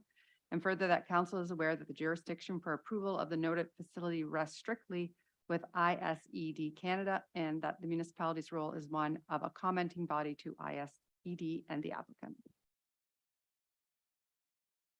You've heard the motion. Mr. McNabb, are you on the, still on the line here? Yes, I'm still here through Mayor. Would you like to make any comment on this motion before we vote on it? Thank you, Mayor. I don't really have much to add other than it's similar to the previous one we had for Rogers. In that the tower, it's important to know that they did do a public consultation and there were some public comments. A couple things on just the design of the tower. They chose a lattice design, which through their analysis feels it's a less obtrusive style of tower. So it does have some visual keys, and it's on an A1 parcel, which is approximately, I think it's 98 acres. So other than that, I know council doesn't have a lot of limited options on commenting on it, but from what their consultation justification that was provided to myself, it seems fairly sound on their rationale. Thank you for that. Are there any questions from council? All in favor of the motion? Anyone opposed? That's carried. New well at Scotts Point. Clerk, the motion, please. Moved by Amanda Steinhoff Gray, seconded by Doug Kennedy, that the Committee of the Whole recommend that council approve the recommendations outlined in the report as presented by staff and BM Ross pertaining to the new well drilled in Scotts Point at 26 Zeph Drive. I'd like to invite our just a minute, your name's on here somewhere. Mark O'Leary, manager of Awesome Things Water. So I'm sorry, it's a manager of environmental services. There we go. Would you like to come up here and make a report on this, or are you comfortable there? Actually, through you, Mayor Craig, I believe Lisa Courtney is on the line from BM Ross, and I think she was going to make a presentation pertaining to the well. Lisa, welcome to our meeting this evening. Good evening, everyone. I will just quickly bring up my screen or have someone do that. Yep, you have the floor. Our tech staff is saying that we do not have that presentation. Okay. Yeah, it came in our council package. Well, I can You start through and it we'll, on the when we fly catch up. if that suits. When we catch up, we'll have it posted here. You're welcome to start, Lisa. Thank you. So tonight we're here just to go over the Class EA process for the replacement of the Scott Point well. In your agenda package, you would have seen the screening report. So this presentation is essentially a summary of all the information that's in that screening report. So this EA has been undertaken as a result of the condition of the existing Scott Street well, or Scott Point well rather. The casing has deteriorated to such a state that there's a need to replace that well. The existing well is 35.7 meters deep and is considered a non-Goody, which is a non-groundwater under direct influence well. So that means the well doesn't have a connection to source or to surface water, and it services approximately 100 people or about 39 properties. To replace the well, we needed to undertake a municipal class environmental assessment process. And this is just the process that municipalities need to go through in order to meet the requirements of the Environmental Assessment Act. It allows for the evaluation of a problem. So the problem being that we need to replace a well, and what potential solutions there are and what the impacts of those solutions may be.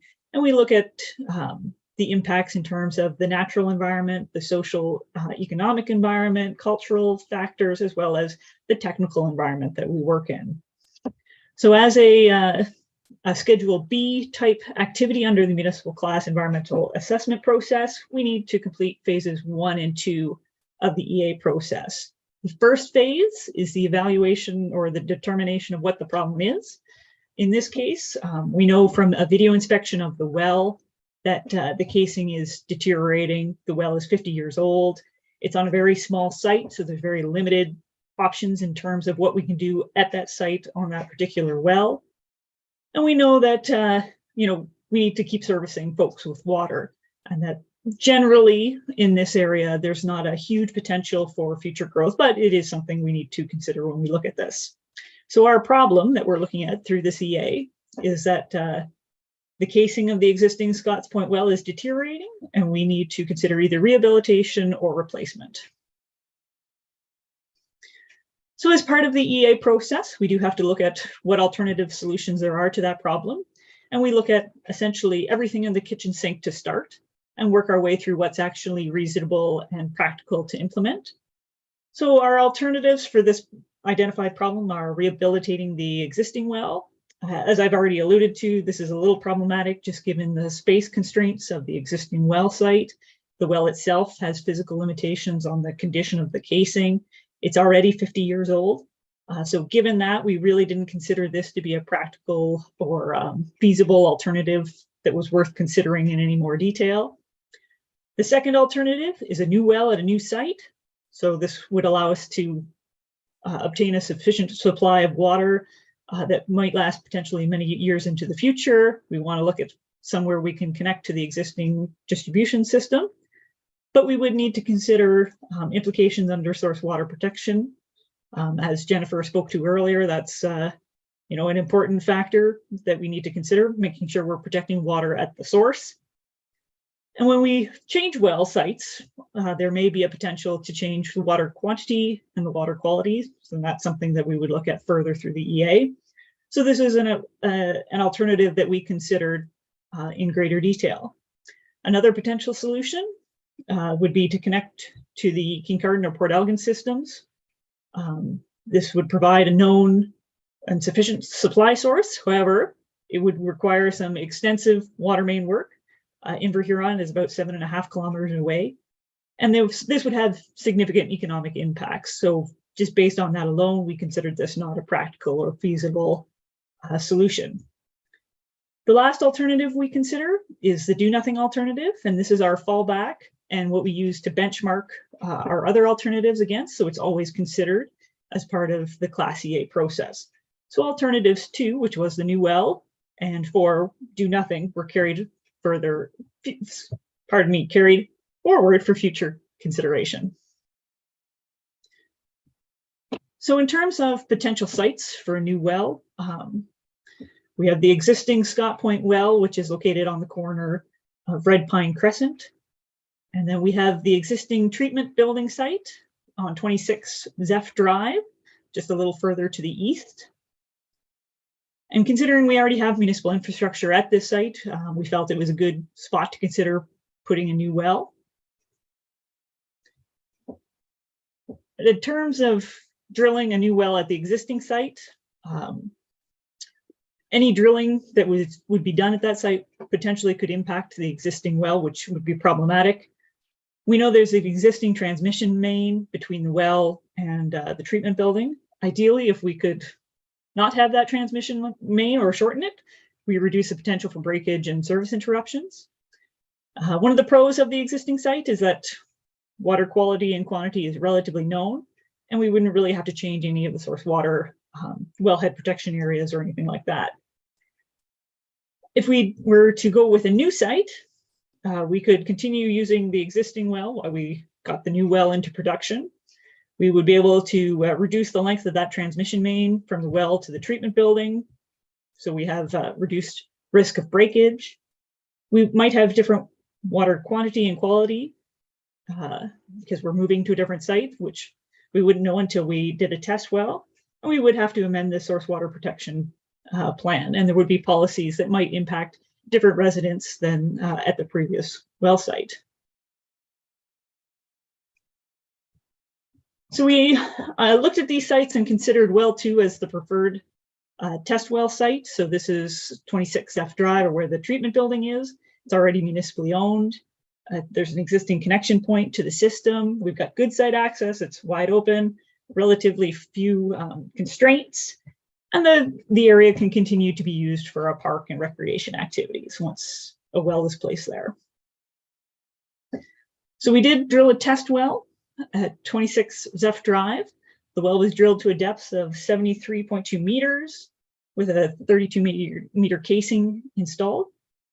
And we were able to get a yield of 115 liters per minute, which is more than enough for the needs of Scotts Point drinking water system. We found that the water quality was quite similar to the existing well. It's very kind of common well water in that it's kind of hard. It has some suspended solids in it, does have higher fluoride and sodium levels, but again, very similar to what was already being provided from the existing well and similar to most of the other groundwater systems in this area. From the from the initial pump tests, there was also a good indication that the well is non-goody, which is what we want to see. So through the EA, we did complete stage 1 and 2 archaeology. So this involved actually going out and digging on the site to make sure there are no archaeological resources in that area, and there were none found. We consulted with Saugeen First Nation and the historic Saugeen Métis through this process. We also consulted with the public. We had a public meeting back in December, held virtually to allow the seasonal residents who may live in that area to attend as well, and there were no major concerns raised at that time. And we've had ongoing consultation with review agencies, including the folks at Source Water. So as I said, we've been in discussion with the Source Water folks, and when we put a new well into place, we have to delineate new wellhead protection areas, and with those new wellhead protection areas, properties will now fall under policies related to source water protection. And so one of the kind of highest policy areas is the immediate area right around the well. So that's the 100-meter radius around the well. It's called WAPA A. And in those WAPA A areas, we see policies such as existing septic systems will need to be inspected on a 5-year basis. Larger quantities of fuel, especially like furnace fuel, diesel, gas, may require a risk management plan. And anybody who's storing Dean apples will require a risk management plan. So as part of the EA, we had Matrix Solutions do some groundwater modeling and model the wellhead protection areas. So there's a figure in the presentation on slide 13 that shows the wellhead protection areas. And you can see wellhead A is the immediate circle around the new proposed well, and that the wellhead protection areas extend to the east. And the colors relate to the vulnerability score of those areas. So red has a higher vulnerability than green. But most of the wellhead protection area is a naturalized areas. We're not going through industrial areas, so there won't be a lot of policies that or impacts to property owners.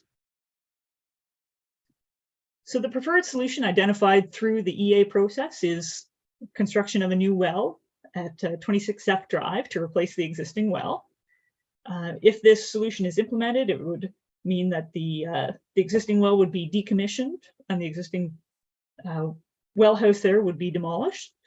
It is expected that this project will be funded through existing reserves. So in terms of next steps for the EA itself, we would compile any comments received on the draft report and incorporate those into a final report. And that final report would be issued along with a notice we would send out to all the local property owners as well as review agencies, allowing them to review the documents. Then once that is over and any comments have been addressed, we would move on to design and approvals, which would include amendments to the source water protection policies in the area. And we would expect those to be completed this year. And then once Once those are in, it's expected the test well rather will be used as the production well.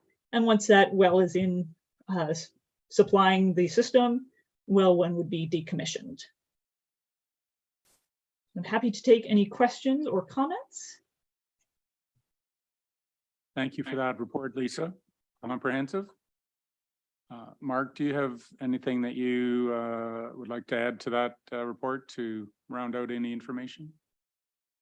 Just for council's reference through you, Mayor Craig, the yield on the well, the new well that was drilled is nearly double the existing well. So it's a good source, and bacterial wise sampling that was taken were excellent, to be honest, for groundwater. So yeah, it looks like a decent source. Right. Are there any questions from council for either Lisa or Mr. O'Leary? Councillor Stanoff, great, please. Through you, Chair. It can be to either of you for the question, but when I was looking at this, it had mentioned the higher level of fluoride, which would require notification, which is a similar thread to some of our Tiverton water. And I know that in the reports you've been giving us, we've had raising arsenic levels and concerns about what treatment's going to be required. Did you check for arsenic levels through this test well, understanding that they usually increase during rainfall? Through you, Mayor Craig. So the sample results are tested for arsenic levels. I believe they were below the reporting criteria. With that being said, there is some consideration being given to changing those parameters within the Ontario drinking regulations, which would trigger this as what they call a half MAC. Meaning that you're at a half maximal allowable concentration, and it would have to be reportable and increased sampling criteria. So a treatment options may be looked at for arsenic levels. Councillor Stewart. Thank you. Through you, I have quite a few questions. Hope you don't mind. Is there a hydrologist report on this? Is this the same aquifer that we were taking from well one? Because I mean, well one was a pretty shallow well in those days, only about 100 feet. Terrible location. Absolutely. It's got to move. I mean, you're right in the middle of all those septic systems.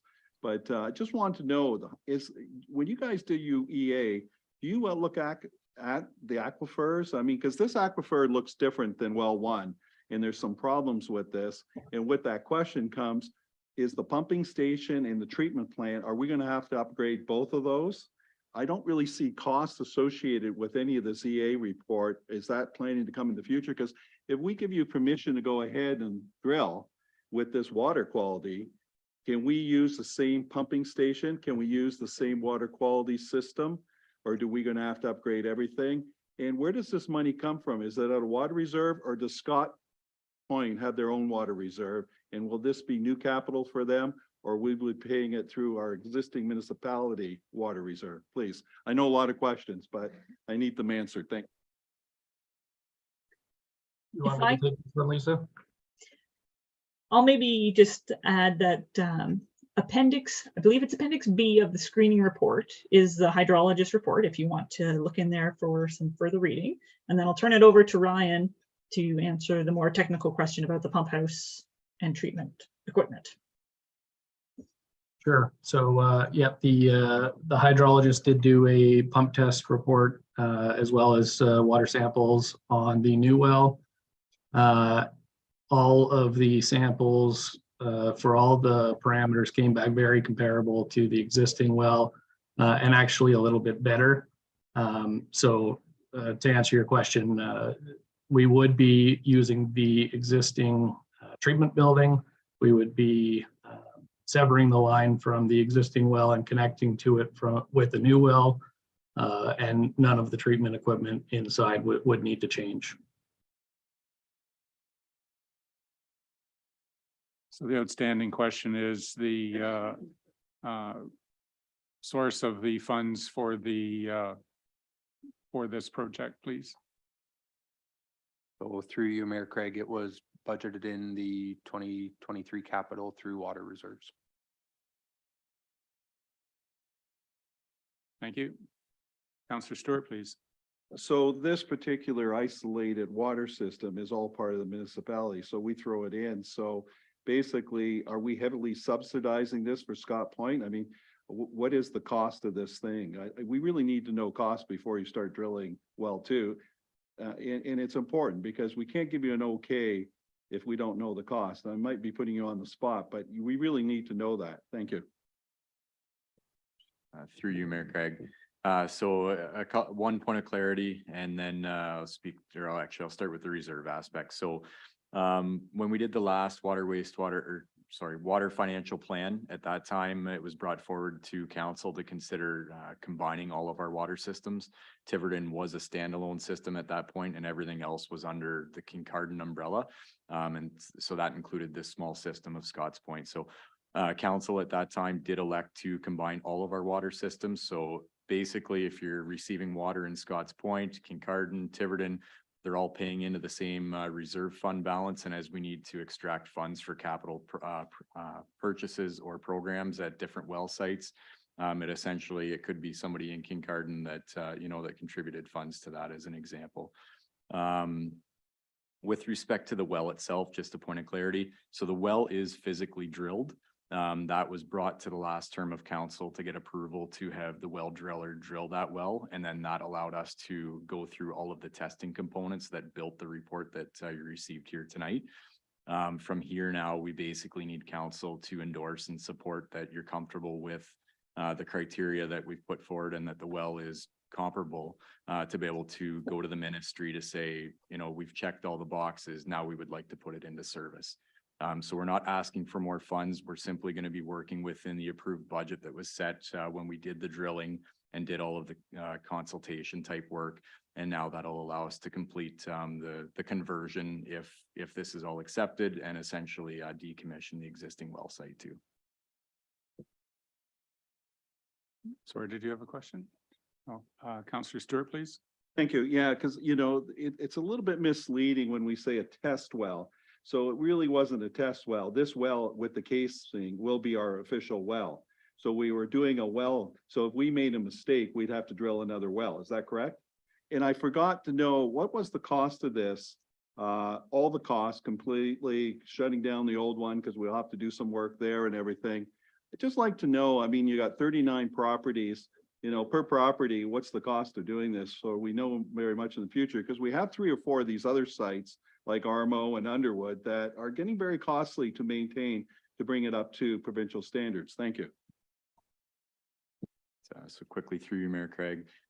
So with respect to the costs, I will pull that and get an email out to council. I don't want to misquote. I haven't looked at those numbers in a while.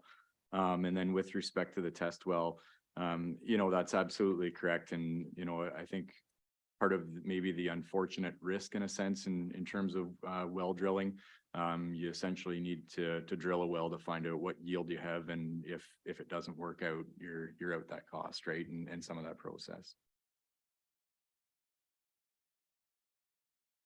All right, so we have a motion that committee of the whole recommend that council approve the recommendations outlined in the report as presented by staff and BM Ross pertaining to the new well. All in favor of the motion? Anyone opposed? That's carried. 5-minute break. 5 minutes. So that's at 6:46.5. We will start again.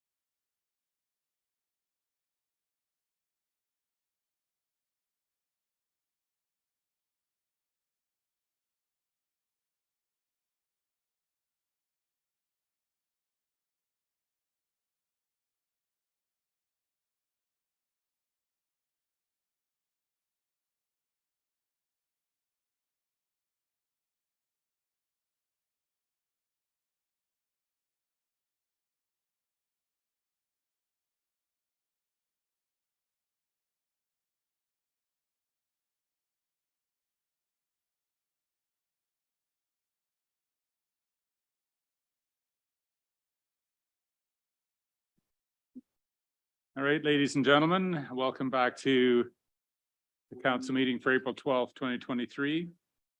We're continuing on with our committee of the whole conversation.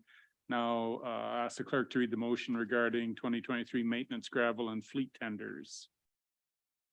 This is moved by Bill Stewart, seconded by Jennifer Prenger, that committee of the whole recommend that council award the 2023 granular A maintenance gravel tender to Johnson Rose Bothwell Limited at the lowest compliant bid with a reduction in quantity to align with the approved budget as per report operations 2023-10, and that council award contract OPS RFT 2023-02 to Montgomery Ford Limited for their tendered amount of $490,972.73, including the HST rebate, and that council award the contract for OPSD RFT 2023-03 to Cubex Limited for the tendered amount of $297,762.43, including HST rebate.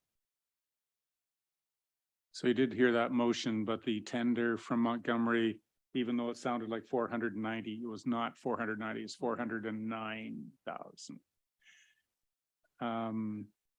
Any questions from council regarding these tenders? Councillor Hinchberger, please.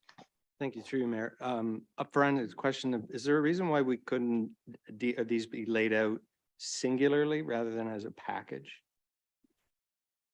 I suppose like these are all budgeted items, so it's just a matter of approving through the budget what staff recommends. They've gone through the procurement process, they've had the tendering process, it's within the budget process, so. here they are. Yet one of these, to paraphrase Sesame Street, one of these is not like the others. That would be my, if I have to move that, if you're asking me that, that's what I'm prepared to put forward, see if somebody would second that. Excuse me, there's no motion on the floor yet, Okay. a second, so we'll just wait for that. Well, I move that the three documents in front of us be dealt with on an individual basis as opposed to as one whole package. Singular rather than omnibus. Correct. Okay. We have is that an amendment? It's an amendment. We would have to go back. So it is, we would still be dealing with the same motions, but the amendment says that it would be council, committee of the whole recommend individually. Is that what wording would the clerk recommend for this? Yeah, so we're going to amend it to make it into three separate motions. So we'll need movers and seconders for the other two, so we can, once we get a seconder for Councillor Hinchberger's motion to have them all done separately, if everyone agrees, then we would look to that. So we have a motion to separate these out, moved by Councillor Hinchberger, seconded by Councillor Prenger. Any discussion? All in favor? Any opposed? That's carried. So the clerk, if you would read the first motion then, please. So this is moved by Bill Stewart, seconded by Jennifer Prenger, that committee of the whole recommend that council award the 2023 granular A maintenance gravel tender to Johnson Bros Bothwell Limited as the lowest compliant bid with a reduction in quantity to align with the approved budget as per operations 2023-10. Any discussion? Councillor Blackwell? Thank you. Through you, kind of with regards to the recent storm, the number of side roads and areas of our community that may need to be in significant repair, is that sufficient quantity? Through you, Mayor.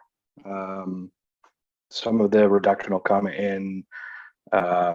We have significant stockpiles at the three ward shops that we did not use as much as we anticipated. So some of it will come from a reduction in that we won't have to replenish that amount. Last year, we also did a reduction in our maintenance gravel on half of the roads. We do every second year we top up and maintain our rural roads. They've held up fairly well in terms of being in good repair. We will look at an overall reduction in the rest of the quantity over the entire half of our roads that we didn't do last year. We will continue to monitor it, and if we feel that these roads are deteriorating faster than what we are properly maintaining them, we will look at increasing this amount for next year's budget for 2024. Councillor Stewart, please. Thank you. Through you, I think Corey's on the line. Is that right? Yes. You're very small, very small. You should be bigger. Anyways, I always get worried about the amount of companies are tendering this. I'm finding over the years, and I think working with Adam, we're getting less and less companies. How many companies really can do this for us? Are we going out to like 5 to 7 companies, or what is the real number? I know there's a certain types of granular aid that you like preferred to the others, and I understand that too, and that should be part of the tendering. But is there enough companies out there that we're really getting a fair, because it's gone up quite a bit. It's like 14% increase. So can you help me out with the tendering? Yes, through you, Mayor. I believe we sent it out to 4 companies that can reach this. It's all based on what quantities they have, quality of gravel, and also their ability to transport it. So some of these that get further away from us, the price gets higher, stuff like that. So mindful of these other contractors get in with other municipalities as well. It's hard to say. It's unfortunate that we only got 1 bid, but that seems to be a pattern as we continue. So we have to approve this, just through you, Mayor, we have to approve this like a single bid again. Because this is a little different than just awarding the tender. If there's only been 1 bid, I believe we have to do a separate procedure, don't we, Adam?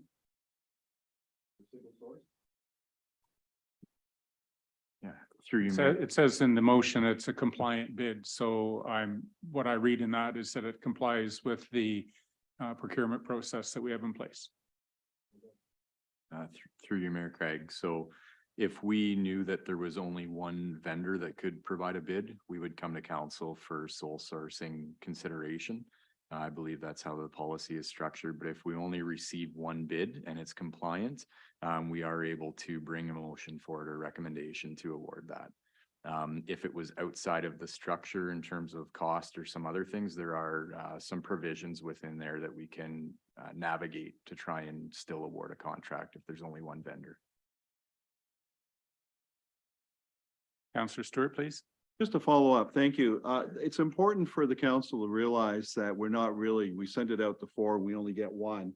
I think we really need to have the staff working on this for the next year and see if we can't get 2 or 3, because when we start seeing 40% increase, that could come every year. So we need to make sure we have additional supply and some competition in there, or we're going to be stuck with this every year. Thank you.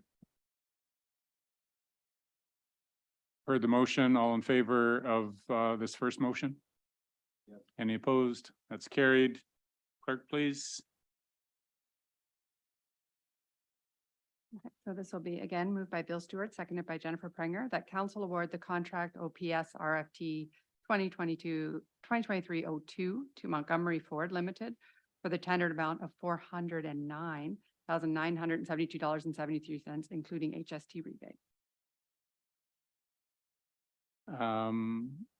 Heard the motion. Is there any questions? Councillor Hinchberger, please.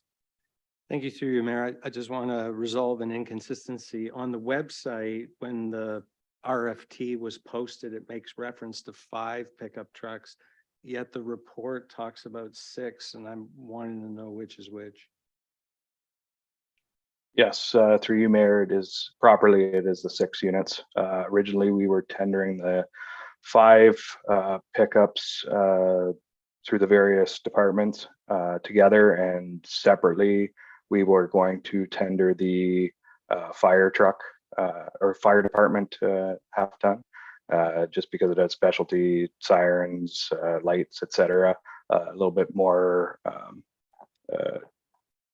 options on that unit. We decided after the fact to tender it as well with the same footprint as the other half-ton pickups, and we will do the rest of the extras separately. Thank you. Follow-up, if I may. So it's kind of related to the procurement. So when we put these things out, is the extent of what we put out in terms of requesting tenders, we post it and that's it? We do or do not actively reach out to those who might be able to supply what we were looking for?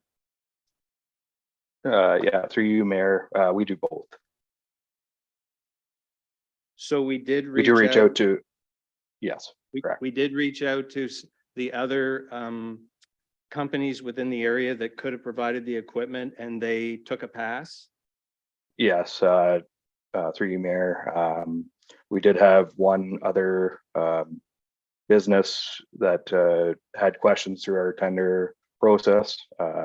Since then, we followed up with them, trying to maybe get an explanation of why they didn't.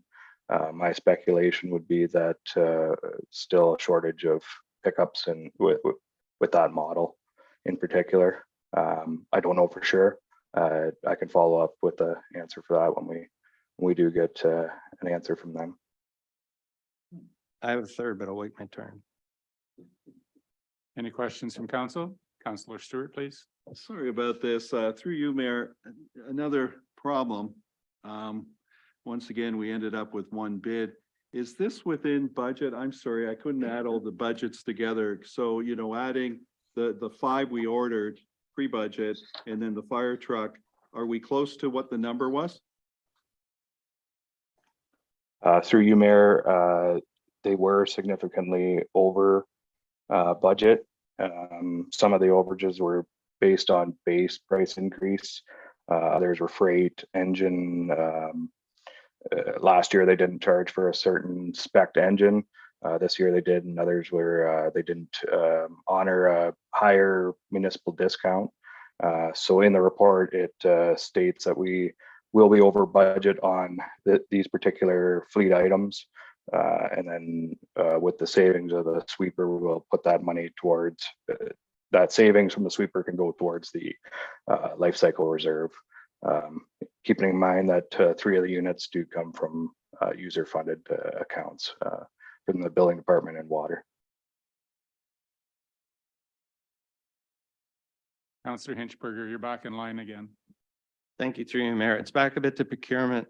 So following up on the notion that some companies speculating that some companies may not have wanted to took a pass based on things like equipment availability, stuff like that. That would seem to me something that would be unique to a certain manufacturer. So when we reach out to companies that could provide this equipment, are we reaching out to other companies, say in other towns or other municipalities to deal with the same manufacturer who could provide this equipment? Or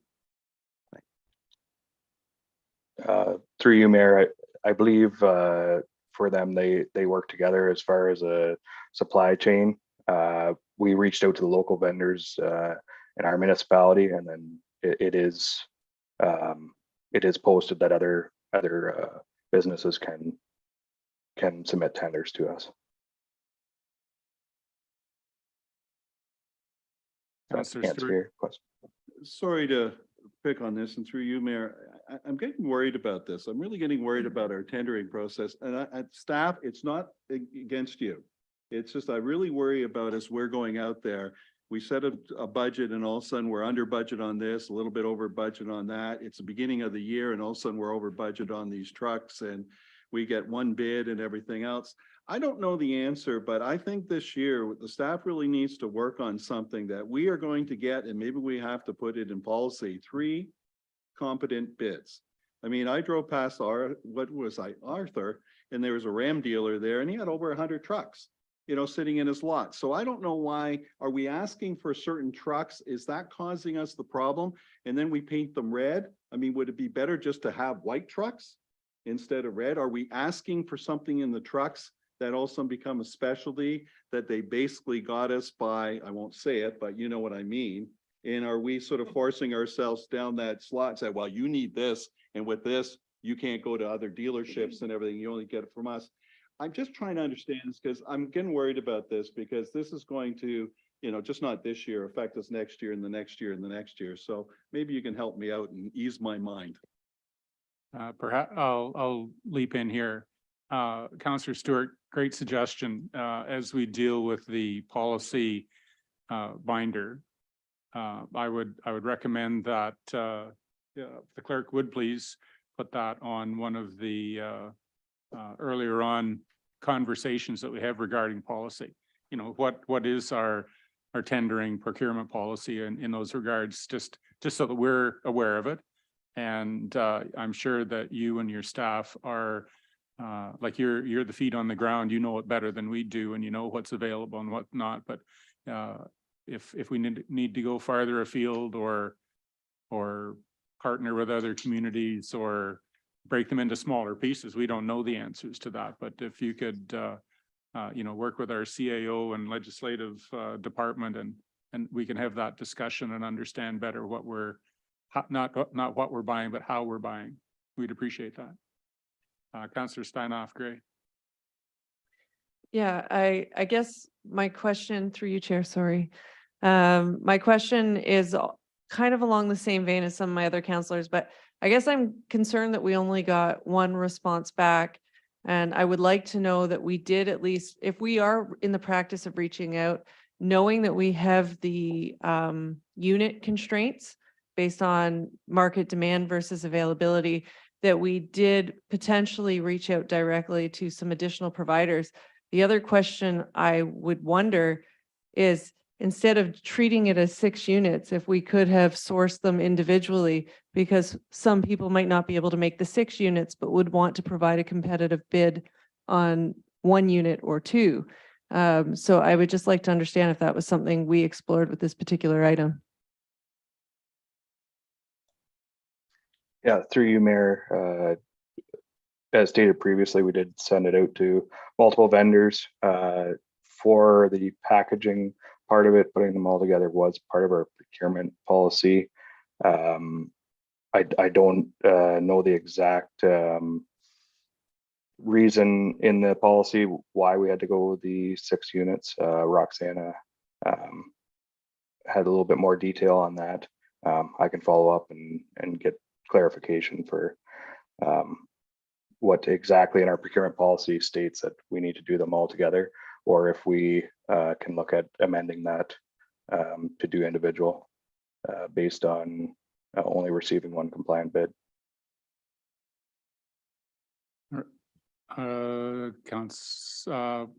Adam, please, and then Councillor Prenger. Thank you, through you, Mayor Craig. So with respect to the policy, I can't quote it verbatim, but essentially what is in the policy, it states that we can't tender them individually in a sense to circumvent purchasing elements. So hypothetically, our purchasing limit is $100,000 without having to bring a report back to council. And if we were to remain within budget, we could award that. So if we took 5 trucks or 6 trucks out individually and they all came within budget, we could award each individually. So the reason we have to package this, the report basically says you shall not circumvent the rules, you package them together and it's 1 group purchase. I wasn't as involved in this process here, so I can't speak specific, but historical tender packages, we would have clauses within them that would allow us some flexibility where we may award either all or just part. So in saying part, it could be we could just award 1 truck to a vendor as well. And I can speak a little longer term than Corey can. In my time here in Kincardine, when I first came, we reached out probably to maybe an 1.5-hour radius around Kincardine to vendors, dealerships, etc. And through that, typically we were maximum 2 bids and they were both right here in town. We didn't get others that were bidding. So I'm not saying we won't or can't. We have had somebody out of the Barrie region that has bid and was successful as well. But I think it's definitely something that we can take a look under the hood and figure out why. Councillor Prenger, please. Thank you through the chair. Good questions from my fellow counselors. Most of mine have been answered by them asking them. However, I'm a little curious still about the municipal discount from Montgomery Ford. It says it was reduced from 6,500 to 3,000 this year, and I'm just curious if there's any regulation or legislation dictating what the max of a municipal discount can be, or if that's simply like an internal policy of Montgomery Ford's that's what they give us. And did they give any reason as to why they changed it so drastically this year? Through you, Mayor Craig, Corey, I'll maybe jump on this. So in the past, historically, so going back even as far as 7 years when I started here at Kincardine, you could buy a like truck for around $40,000 with the same features. And at that time, in the market, it was so lucrative in terms of the member discount, in a sense, if I call it that, as a municipality, that we were getting like $15,000 discounts on a truck coming off the lot compared to the average, person just rolling in there.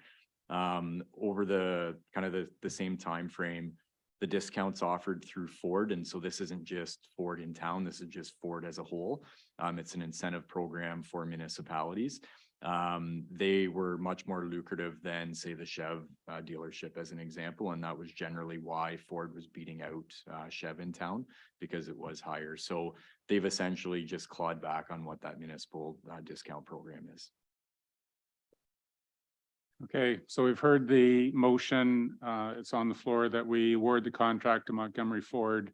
All in favor of the motion? I'm sorry, Councillor Kennedy, are all in favor of the motion again, please?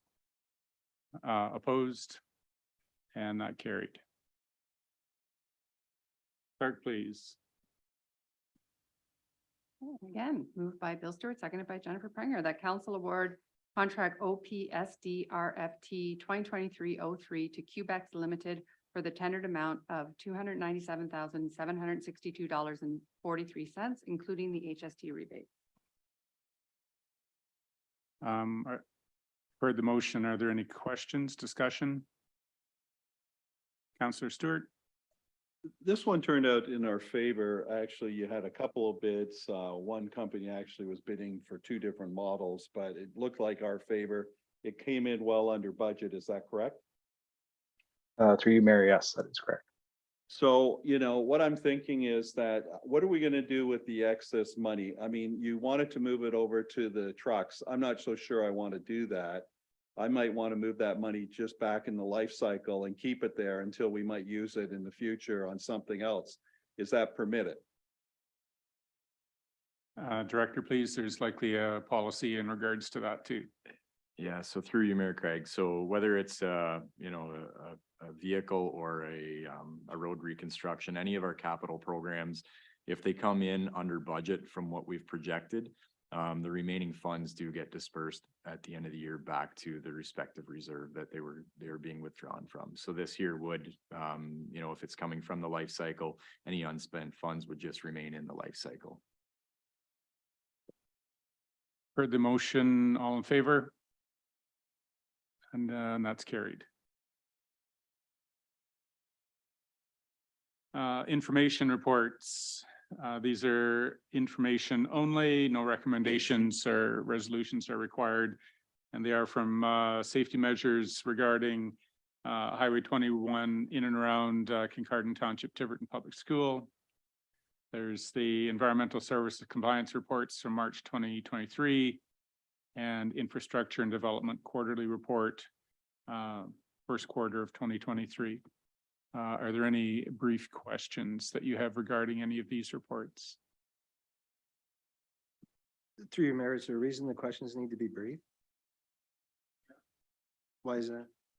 I thought generally on one of these things, a counselor could have questions and could speak to a matter up to a total of 3 minutes. Correct? You can, yeah. Okay, I just want. Well, we've been progressing well through this meeting, and it was just a continuation of that theme, that's all. Councillor Blackwell. Thank you. Through you, Chair, I just wanted to recognize the work of staff on Highway 21 in front of KTTPS safety improvements. I'm wondering whether we have, I mean, I recognize we're kind of waiting on the ministry, whether we have any timeline on that. And as a follow-up, I don't know whether our member of the Police Services Board can speak to it, but they said in the report that there was 17 hours spent patrolling the area with 5 charges or 5, what are those words, tickets and 3 warnings. Is that like high, or is that kind of expected in that kind of amount of time that they're patrolling? Councillor Kavanaugh, can you speak to that, please? Thank you very much. I'd be happy to, through the chair.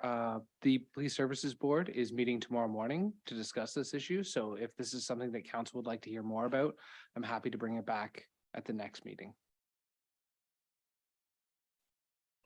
Our clerk just informed me that Inspector Krista Miller will be here at our May 1st meeting as well.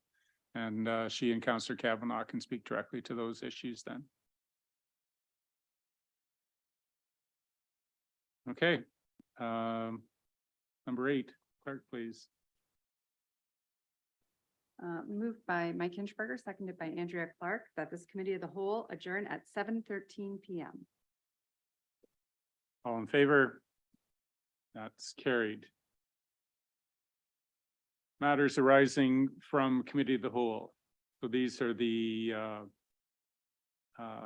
resolutions to confirm what we have just talked about in committee of the whole. Committee of the whole motions are to recommend to council, and we are confirming these now.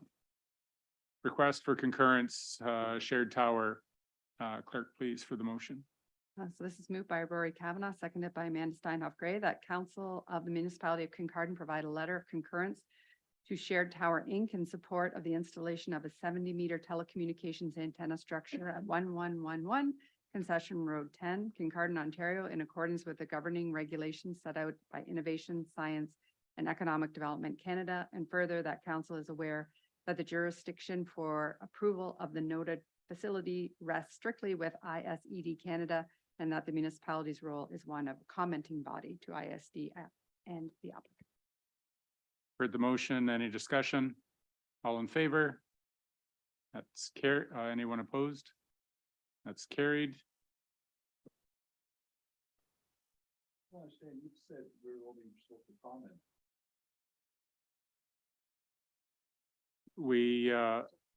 It is a motion, no, to concur with the report. We are a commenting body. We are concurring with the report. New well at Scotts Point. Clerk, please. Moved by Doug Kennedy, seconded by Beth Blackwell, that council approve the recommendations outlined in report as presented by staff and BM Ross pertaining to the new well drilled in Scotts Point at 26 Zeph Drive. Heard the motion. Any discussion? All in favor? Anyone opposed? That's carried. Mystic Cove Gate. Clerk, please. Moved by Bill Stewart, seconded by Jennifer Prenger, that council direct staff to hold a public meeting to hear community feedback on the potential opening/removal of the Mystic Cove Gate. Heard the motion. Is there any discussion? All in favor? That's carried. Award tender. You have 3 different motions for this now. Okay, the first motion, please. So this is moved by Mike Hinchberger, seconded by Andrea Clark, that the award tender OPS RFT 2023-14 bylaw be deemed to be read a first, second, and third time finally passed, numbered as bylaw 2023-055. Any discussion? All in favor? That's carried. This is moved by Rory Kavanaugh, seconded by Amanda Steinhoff Gray, that the award tender OPS RFT 2023-02 bylaw be deemed to read a first, second, and third time finally passed, and numbered as bylaw 2023-056. You've heard the motion. Any discussion? All in favor? That's carried. Anyone opposed? And that's carried. Yeah, he's in the screen here. 9.6, clerk, please. Moved by Doug Kennedy, seconded by Beth Blackwell, that award tender OPS RFT 2023-03 bylaw be deemed to be read a first, second, and third time, finally passed and numbered as bylaw 2023-057. Heard the motion, any discussion? Counselor Stewart? Just want to make sure that the surplus of this goes back to the life cycle and will not come out until we approve it. Thank you. As per council policy. Yep. You've heard the motion, all in favor? And that's carried. Council general announcements. Deputy Mayor Clark. I have Thank you to our staff. Mark O'Leary, Adam, Corey, thank you for being here. no general announcements today. Counselor Kavanaugh, please. Thank you very much. And through the chair, this is a heads up for Saturday, June 17th, where everyone is invited to come in out to the Davidson Center and purchase a ticket to Rock with Your Docs in support of the Kincardine Hospital. It's part of the Capital Campaign Committee, which is fundraising for the first stage of building healthcare for future generations. It's going to have a bunch of really fun local bands, some great music, some great entertainment. So I encourage everyone to get a ticket and come on out. Thank you very much. Counselor Steinoff Gray. I may be remiss. I'll just look to Counselor Stewart to keep me honest as a Lions. I understand we hit our fundraising goal for the splash pad in Tiverton. Is that correct? Did I see that? Not to take away Pretty from your close. thunder. Thank you. It's really exciting.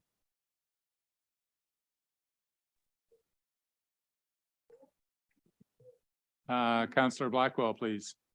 Thank you. Thank you. So I want to recognize that today is the International Day of Pink, which is a day to stand against all forms of bullying, but specifically discrimination against the Two-Spirit LGBTQ+ community. It's a poignant day for many in our community, but as part of recognizing this day, I'd also like to acknowledge the recent passing of Lanny Irving. Lanny Irving was a board member with Kincardine Pride and a member of the IDEA committee in the last term of council. He was a parent, a friend, and an advocate to many. This year, the theme for the International Day of Pink was courage. And I did not know Lanny well personally, but I have heard from many that he truly embodied courage in his daily life. The courage to live authentically as himself, the courage to be kind in the face of discrimination, the courage to speak up and advocate for others in the community, and the courage to dream and work towards a future where everyone can live with dignity and respect. So I would just like to take that opportunity. Thank you.